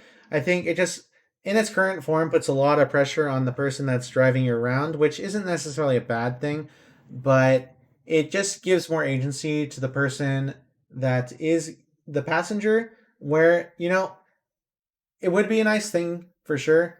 And I don't know, if you want to just be a Yumi and be stationary, you probably prefer this version, but I think the majority of people would prefer to have a little bit more agency when choosing this, although it might be a bit too OP being able to move around like that. But regardless, I think that it's situationally a really, really strong augment. I think the situation where you're going to get the most value is when you're playing AD carry with an enchanter, and either the enchanter has with haste and a lot of ability haste, and they're moving really quick, or the AD carry has tap dancer, because you know you guys share the movement speed with each other, so you know you can just zoom around, and with an AD carry that's just moving at the speed of light, it's really, really hard to kill them. Like, for example, I played versus a Twitch before that had literally 1,000 movement speed, and it was very, very scary. It felt pretty impossible to do anything to that, but that was obviously like an Exodia augment roll. That was not really something that happens often. I've only seen it a single time, but you can get a lot of value with this regardless, even without the movement speed stuff. But yeah, I mean, just take it at your own risk. Try to evaluate the enemy team comps. Like, for example, if you're versus things like Kinnan or things like Wukong, things that have really deadly AoE, you're obviously going to not want this as much because you guys are stacked together. They're always going to hit you with both AoE abilities, or every AoE ability is going to just dominate you because you're both taking the damage from it. So again, just be really cognizant of that when you are taking this. And yeah, it can be very strong situationally. Okay, so Cannon Fodder is a really weird one. I think instead of putting in D tier, I wanted to put it in niche because I think it actually does have some use case where it can be really, really clutch. So the thing about it is it kind of requires you to have a partner that has a strong CC ability. And the reason why it's cool is because you can just launch on top of the person that gets CC'd and knock them up and do some damage to them, and then be right on top of them without having to worry about compromising your position beforehand to be on top of them. Obviously, assuming that you want to be on top of them in the first place. But yeah, it works really well. For example, if you're playing Kinnan with like a Wukong or something, your Wukong knocks them up, you jump on them right when he's about to knock them up, and yeah, you just can ulti right afterwards and just wombo on them. I think it has a lot of cool interactions like that can potentially be discovered. But overall, it's like very niche. I think it's one of the more niche augments here for sure. But yeah, it can be just pretty fun to use. So Banner of Command, is really good in the scenario where you have a hyper carry and you're an enchanter or something along those lines, or you just have a really, really strong partner and you're not playing that good or whatever. You just really want to amplify them. Whatever the reason it may be, if you use this at a good time, it can get a lot of value. The main reason why it's in niche tier is just because it's rare for it to be worth replacing your flea, and it's rare for you to have a character that will really be able to utilize this well enough for you to choose this as an augment. Although it's not like super rare where I put it at D tier or like super bad, I think it does have a lot of uses where you just want to buff up your Kindred, for example. You want to buff up your Yi. You want to buff up your Kale. It can be really, really good for that, especially Yi. I think it has the most synergy with Yi for sure because he pops his ulti, you pop your Banner of Command, and he just goes to town. He's just a fucking machine that kills everything. But yeah, I just think a lot of people will not properly utilize this, and it also just really, really hurts to lose Flea. So that's why I put this in the niche tier. It can be super strong though, for sure. All right, Apex Inventor is. I really like this augment. Uh, on a couple characters, I don't think it's like super amazing in most situations, but it can be super, super clutch. So just try to think about how your items interact with their cooldowns, and you can really abuse a few things to make it really cool. Like, for example, something I really like to do with this is on Maokai, I like to take this augment and get Heartsteel, and it makes Heartsteel have a 5-second cooldown, which is really, really powerful, especially when you factor in that you can proc it off of a set. Like, for example, I have like YouTube short / TikTok of me getting 600 HP from Heartsteel in 50 seconds in a singular round, which is obviously really, really bonkers if you're able to farm it.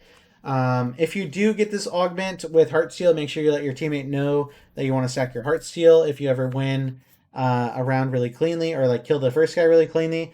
It's similar to Phenomenal Evil where you really want to take advantage of the stacking mechanic of it when you have Heartsteel. But that's only one of the many interactions that you can have with this. For example, Banshees being on like an 8-second cooldown or whatever. Lichbane being on a faster cooldown. Just there's a lot of ways you can really utilize this, and there's just too many for me to list. And you just gotta really think about it yourself. Think about the character you play or you're playing, and think about what items you can really get to abuse this. There's a lot of really cool interactions with this one. Although I don't think you should really tunnel vision on it too much. It can be really, really cool, and it's one of my favorite augments for sure. There's like a lot of really, really unique mechanics that you can pull off with this that really change how some items feel. So that is a very cool aspect of it. And yeah, just a really, really fun augment. A lot of ways you can use it. So it is niche to an extent, but that's mostly just because you kind of have to like tailor your build towards it. And, if you get later on, you can't really change your items that much to take advantage of it. Or, some characters can't really utilize it that well. They don't really want to build items with cooldowns, etc., etc., etc. Just try to theory craft your own ways to use it, and if you want to leave some cool interactions in the comments, that'd be dope too. But yeah, just really, really nice augment. I really like this one a lot. So mythical, I think, is a really weird augment. The game is just not designed around people having multiple mythics. So a lot of times, like the vast majority of times I've seen this augment, people have just absolutely griefed with it. Like they've just built 5 mythics or something and just really tunnel vision on the fact that you can buy an unlimited amount of mythics when that's not really the strength of it. I think it's more so just really niche scenarios. Like, for example, say you're playing Rise and you can get a Roa and a Leon trees. That's really powerful. Or, you're playing an AD carry like Tristana, and you can get IE and Navori, that can be really powerful. I don't think you really want to build more than 2 mythics in the vast majority of cases. I don't think there's really going to be many cases where that's the case, because there's just so many really, really impactful legendary items that you need to build. Like I said, the game is just designed around only having one mythical item, and there's just so many important legendary items that you need to complement your mythic items. Not to mention, when you have like 3 or more mythical items, you're losing a lot of value from the effects from the legendary passive, scaling with the runes or the items, where at 3 mythical items you can make the argument that, oh, I'm getting so much value from my other 3 legendary items. At the same time, when you go past that point, you're just losing so much value from the legendary item aspect, and it's just, there's never going to be a build, in my opinion, where you're going to have 4 mythical items or even 3 mythical items in the vast majority of cases and it not be a complete grief, because like I said, there's just so many important legendary items you need throughout the game. There's just a lot of them, and I've just seen so many people grief with this augment. You really need to think critically about it. If at least if you're trying to win, obviously, it can just be fun to have 6 mythic items, and that's totally fine. I'm not like trying to tell you guys how to approach or like play the game. I'm just merely saying how I think the augments work in terms of their effectiveness, and how strong they are. I'm not trying to say what you should do in terms of your enjoyment of the game, of course. If you want to get mythical and buy 6 mythics and grief, that's completely up to you. And it's not really no one can really hold that against you, honestly.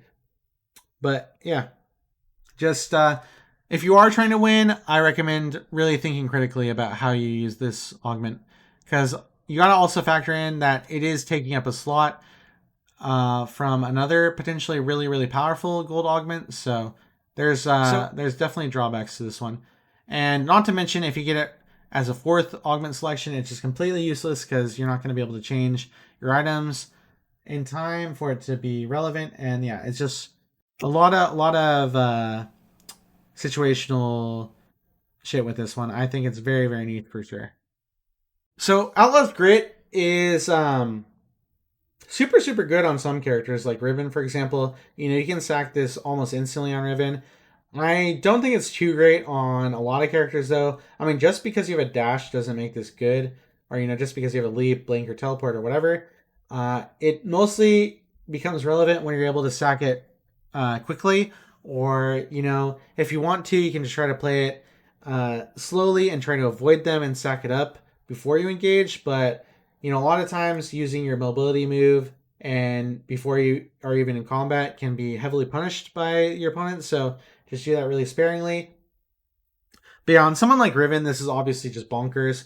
75 armor and magic resist is really, really crazy. So much stats. Super, super good augment on people that can utilize it. But again, I just think it's not that many characters that can utilize this properly and sack it up quickly enough for it to be super valuable.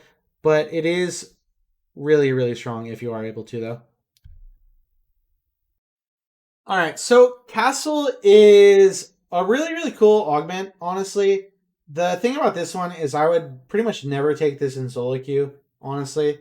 If I think this is like almost a duo queue exclusive augment, because people are not going to react properly a lot of times when you castle them, unless if they're just really, really good. And, unless you're playing in really, really high elo, chances are your teammate's not going to be really, really good.